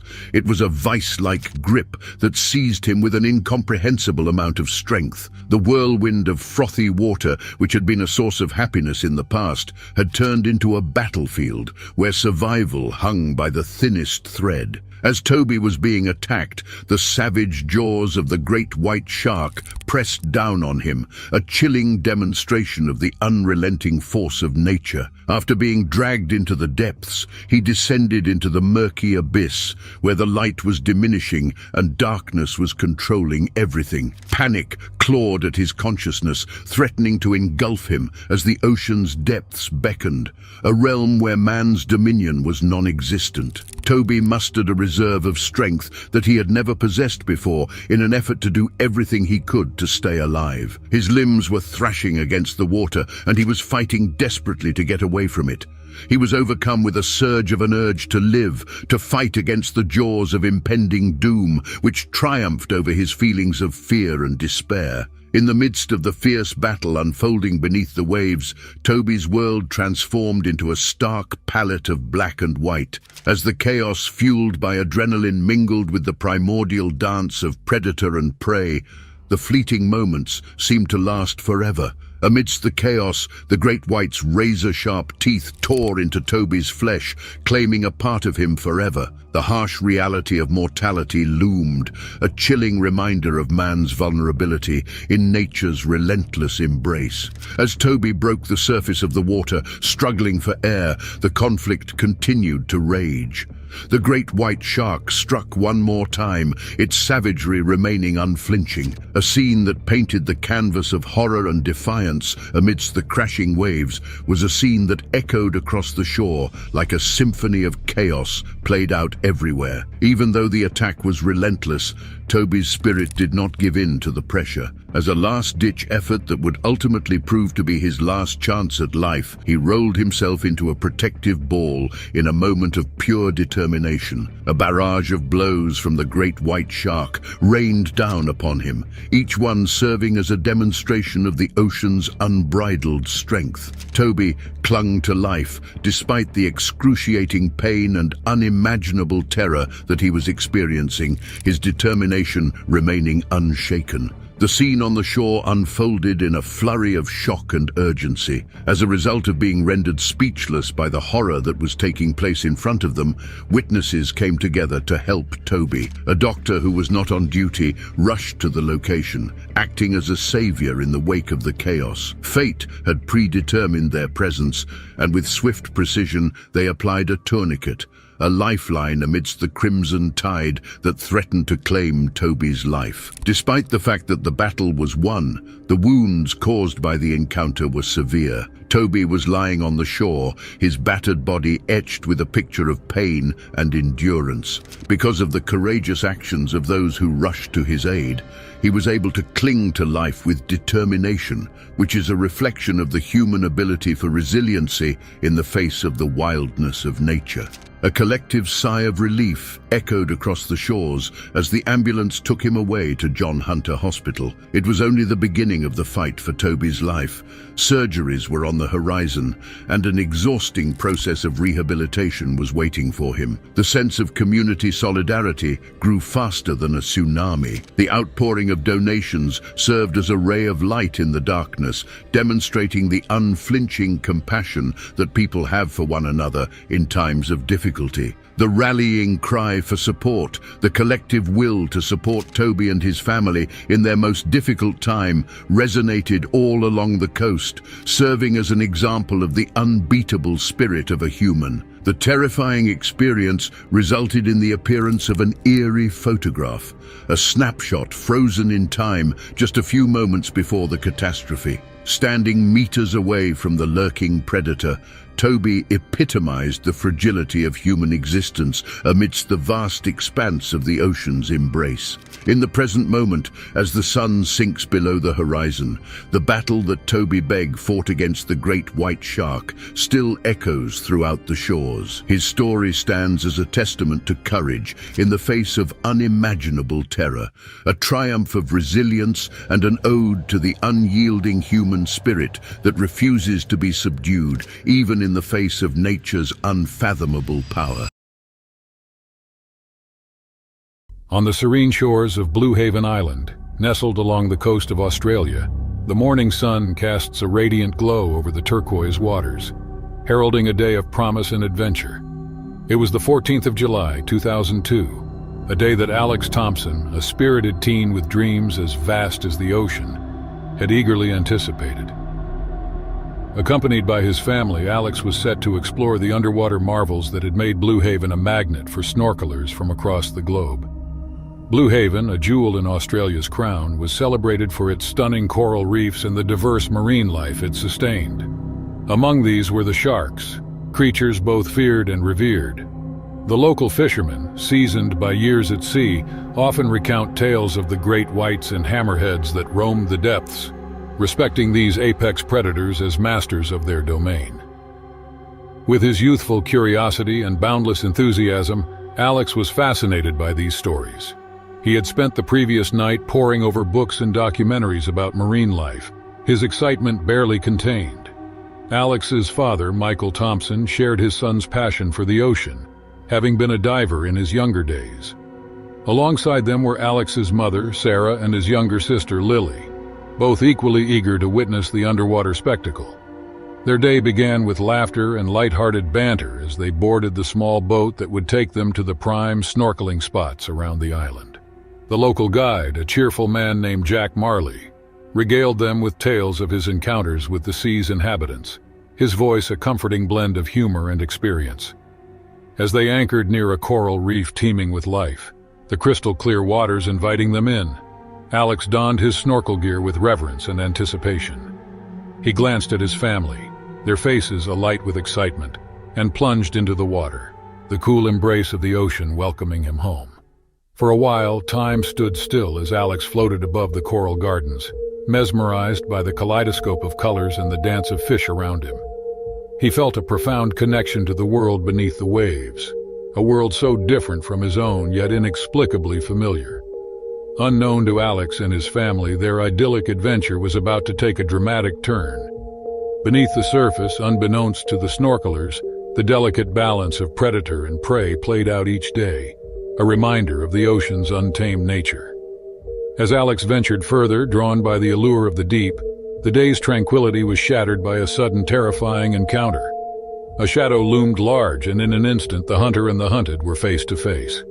In that heartbeat where time seemed to freeze, Alex Thompson stared into a predator's dark, unblinking eye, a primal and majestic creature that commanded fear and awe. The sleek and powerful great white shark, the undisputed sovereign of the depths, moved with a grace that belied its formidable strength. Alex felt a surge of panic as the shark circled closer, its intentions unclear. Every story he'd heard about shark encounters raced through his mind, each one scarier than the last. But amid the fear, a spark of fascination glimmered. Here in the shark's domain, he was an uninvited guest, witnessing the raw beauty of nature in its purest form. The shark, as if sensing Alex's fear, suddenly darted forward. In a split second, the world turned chaotic. The water around Alex churned violently as the shark's powerful jaws found his leg, pulling him with a force that seemed to drain the very breath from his lungs. Pain exploded through him, sharp and all-consuming, a bright burst of agony in the underwater twilight. Above the surface, Jack Marley and the Thompson family watched in horror as the water around where Alex had disappeared roiled ominously. Michael Thompson's heart clenched in terror for his son, while Sarah and Lily screamed for help, their voices carrying across the water. Jack sprang into action, his years of experience on the ocean guiding him as he commanded the boat closer to the attack site. Local fishermen, recognizing the signs of distress, converged on the scene, their ships cutting through the water urgently. In the water, Alex fought with every ounce of strength he possessed. The shark, perhaps surprised by its prey's resilience, released him. Clouds of red billowed around Alex, veiling the water in a curtain of crimson. His leg, though grievously injured, was still intact. Adrenaline coursed through him, dulling the pain and fueling his desperate swim toward the surface. Hands reached out, pulling him from the water's embrace and into the boat's safety. Jack and the fishermen worked together, their actions swift and efficient as they administered first aid, stemming the bleeding and wrapping Alex's leg in makeshift bandages. The return to shore was a blur of motion and emotion. Alex lay in the boat, his body racked with pain but alive, surrounded by his family's relieved and tearful embraces. Once a picture of tranquility, the beach was now a tableau of concern and activity as paramedics took over, rushing Alex to the nearest hospital. In the days that followed, the story of Alex Thompson's encounter with the shark and his dramatic rescue by local fishermen became a testament to the courage and community spirit of Blue Haven Island. The media descended upon the island, eager to recount the tale of survival and the indomitable will of a young man who faced one of the ocean's greatest predators and lived to tell the story. From his hospital bed, surrounded by his family, Alex grappled with the reality of his experience. The physical scars would heal, but the memory of that day would remain etched in his mind forever. Yet within him, something had shifted. Though terrifying, the encounter awakened a profound respect and fascination for the marine world and its inhabitants. He found himself more determined than ever to advocate for protecting sharks and the oceans, creatures not of malice but of beauty and mystery. As Alex shared his story, it resonated with people worldwide, sparking conversations about the importance of understanding and conserving marine life. His ordeal became a bridge, connecting humanity with the often misunderstood world beneath the waves. Blue Haven Island, too, was changed. The community came together, bolstered by the incident, to promote safety in the waters while fostering a deeper appreciation for the delicate balance of life in the ocean. Alex Thompson's journey from teen adventurer to survivor and advocate was a poignant reminder of the thin line between fear and awe and the unbreakable connection between humans and the natural world. Lucy Cartwright had just tossed her graduation cap into the air, marking the end of her college journey. Her mother, Becky, beaming with pride, promised her a special gift, a cruise to celebrate this milestone. So, in the scorching summer of 2003, Lucy and Becky embarked on a cruise ship adventure destined for Montenegro Bayou, Calypso Isle, and Rio Corazon. It seemed like the perfect way for Lucy to unwind before diving into the corporate world. However, they didn't anticipate how this seemingly idyllic trip would take an unexpected turn.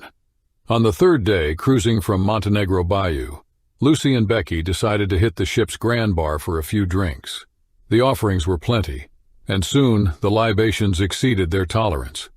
With Lucy unwell and clinging to the toilet, Becky tried to help her daughter through the aftermath of their indulgence. Once Lucy felt a bit better, she expressed a desire for fresh air, leading them to the lively deck where a party was in full swing. The crowd's energy overwhelmed Lucy, prompting her to seek solace at the far end of the deck.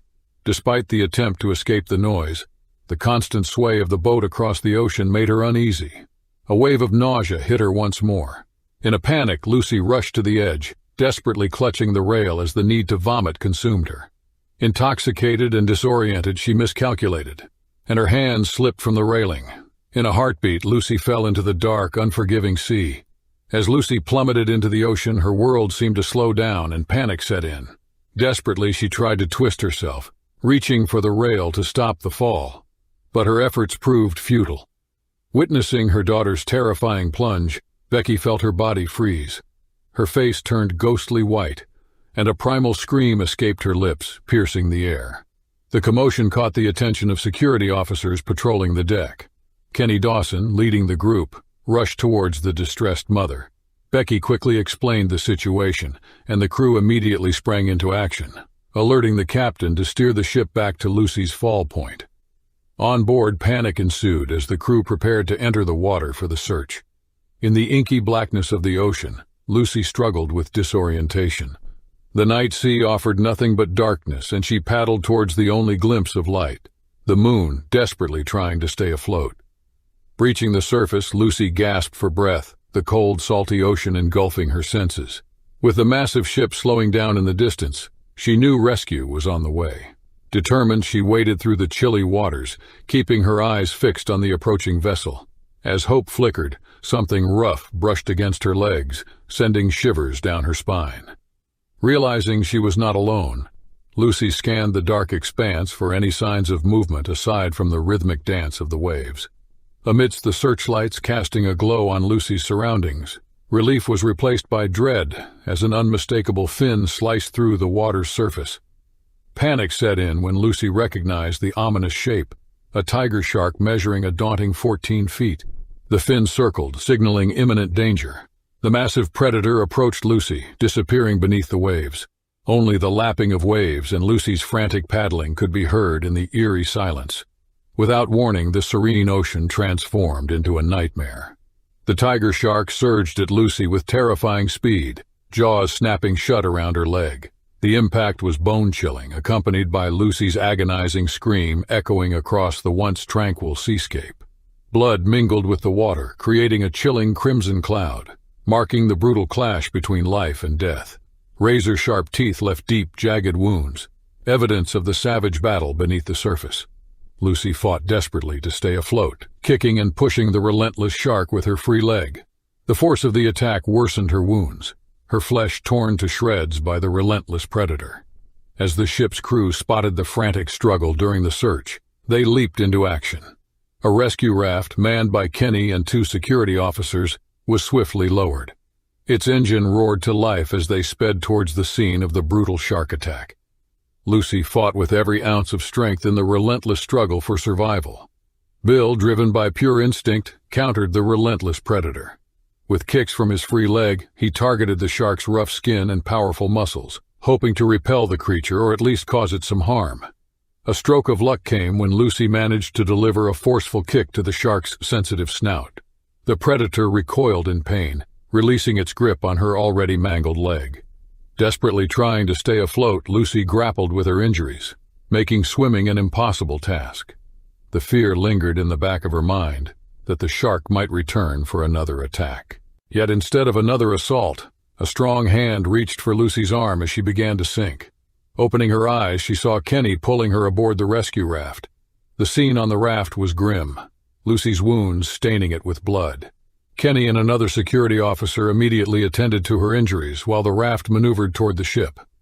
Once Lucy was safely aboard the ship, the onboard doctors sprang into action, operating on her wounds to ensure her recovery. The turbulent sea ordeal is now replaced by the focused efforts of the ship's crew to save Lucy's life. The morning sun gently touched Lucy's face as she stirred awake, finding her mother, Becky, by her side. However, Becky's eyes were welled up with tears instead of the usual warmth, silently reflecting the weight of the recent ordeal. Lucy attempted to shift in her bed, only to be met with a sharp pain shooting through her limb. Wincing, she directed her gaze towards her legs. To her shock, where her foot once was, there remained only a painful reminder. A stark stump. The reality of the situation sank in. The doctors, faced with the severity of Lucy's injuries, had to make the agonizing decision to amputate her leg. It was a drastic measure to save her life, a choice born out of the necessity to confront the aftermath of the shark attack. Despite the shock, Lucy managed to force a painful smile, a mixture of resilience and acceptance. Turning to her mother, she whispered words of gratitude for being alive, emphasizing the twist of fortune that had spared her even in the face of a profound loss. In the small coastal town of Streaky Bay, South Australia, nestled along the vast and wild Southern Ocean, the local community lived harmoniously with the sea. Known for its rugged beauty and abundant marine life, Streaky Bay was a hidden gem, attracting surfers and nature enthusiasts alike. Among its regular visitors were two avid surfers, James Donnelly and Sarah Martin, who, on the fateful day of June 25, 1999, decided to ride the waves at one of their favorite spots. The day started like any other, with the sun casting a golden glow over the tranquil waters. The town, while modern, still held on to its quaint charm, a place where everyone knew each other, and life revolved around the ocean. James, a 28-year-old local carpenter, and Sarah, a 26-year-old nurse, were well-known figures in the surfing community. Both had an unspoken respect and understanding of the ocean, its beauty and its dangers. Little did they know this day would change their lives forever. The great white shark, a magnificent yet feared predator, was no stranger to these waters. Known for its formidable size and strength, the locals revered and feared the great white. Measuring up to 20 feet in length and weighing over 2,000 kilograms, these apex predators were at the top of the ocean's food chain. With its rich biodiversity, Streaky Bay was a natural habitat for these majestic creatures. As James and Sarah maneuvered their boards, slicing through the crisp blue waves, the day promised nothing but exhilarating rides and the salty freedom that only surfing could bring. The sun glinted off the water, casting a serene glow over the ocean, and the laughter and chatter between the two friends echoed over the waves. They were in their element, unaware of the lurking danger beneath the surface. Without any forewarning, the tranquility of the moment was shattered. A colossal great white shark, its massive form almost 15 feet in length, emerged from the deep ocean blue with a daunting, silent swiftness. Its dark, soulless eyes, starkly contrasting to the vibrant life above, were fixed menacingly on James. The shark's approach was stealthy yet swift, its torpedo-shaped body slicing through the water with terrifying precision. In a split second, the great predator struck from the side, its enormous jaws lined with rows of razor-sharp teeth, snapping shut with a force that turned the water around them into a frenzied turmoil. The shock of the cold, powerful grip of the shark jolted James to his core. He came face to face with the formidable beast, embodying primal fear and raw power. The world around him seemed to slow as he locked eyes with the shark, a petrifying and surreal connection. Instinctively, James fought back with all his might, his adrenaline-fueled strength a stark contrast to the shark's natural prowess. For a brief moment, he managed to break free from the shark's grip, resurfacing into the air, gasping for breath, his heart pounding in his ears. But the shark was unyielding, its predatory instincts fully ignited. It lunged at James again with a swift, powerful movement, pulling him under the water's surface. The ocean around them churned violently as James was engulfed in the shark's deadly embrace, disappearing beneath the waves. Witnessing the horror unfold mere feet away, Sarah was paralyzed with fear. The screams and the struggle were surreal, echoing through her mind as she watched, helpless and horrified. Time seemed to stand still, the once inviting ocean transforming into a scene of terror and despair. The reality of what was happening, her friend in the relentless grip of one of nature's most formidable predators, was too much to comprehend. With James in its grasp, the shark vanished into the depths, leaving behind a trail of bubbles and a deafening silence. Sarah, her mind a whirlwind of shock and fear, was left floating alone, the harsh reality of the ocean's unforgiving nature crashing down upon her. The serene beauty of their surfing paradise had turned into a nightmare in seconds, a chilling reminder of the ocean's hidden dangers. A group of fishermen witnessed the attack on a nearby boat. They watched in horror as the shark's dorsal fin sliced through the water and disappeared. The ocean, full of life and laughter moments before, fell eerily silent. The aftermath of the attack was chaotic. The authorities were notified immediately and a search was launched. The local police, along with marine experts, arrived at the scene. They conducted a thorough search, but James was nowhere to be found. The only sign of the tragic encounter was his damaged surfboard, floating aimlessly on the water's surface. The local authorities were quick to act. Beaches were closed and warning signs were erected along the coast. Marine biologists and shark experts were called to monitor shark activity in the area. The community was in shock, grappling with the loss of one of their own. In the days that followed, tributes poured in for James. He was remembered as a vibrant soul, a friend to many and a passionate surfer. The town held a memorial service by the beach, where friends and family gathered to share stories and say their goodbyes. The attack highlighted the ever-present dangers of surfing in waters inhabited by sharks. It sparked a debate on shark conservation and human safety. The authorities stressed the importance of respecting the ocean and its inhabitants. Safety measures, including shark spotting programs and educational campaigns, were taken to increase awareness and safety. The tragic incident at Streaky Bay was a grim reminder of the delicate balance between humans and nature. It highlighted the need for coexistence, respect, and understanding of the natural world. For Sarah and the surfing community, the ocean will always be a place of beauty and awe, but also of respect and caution.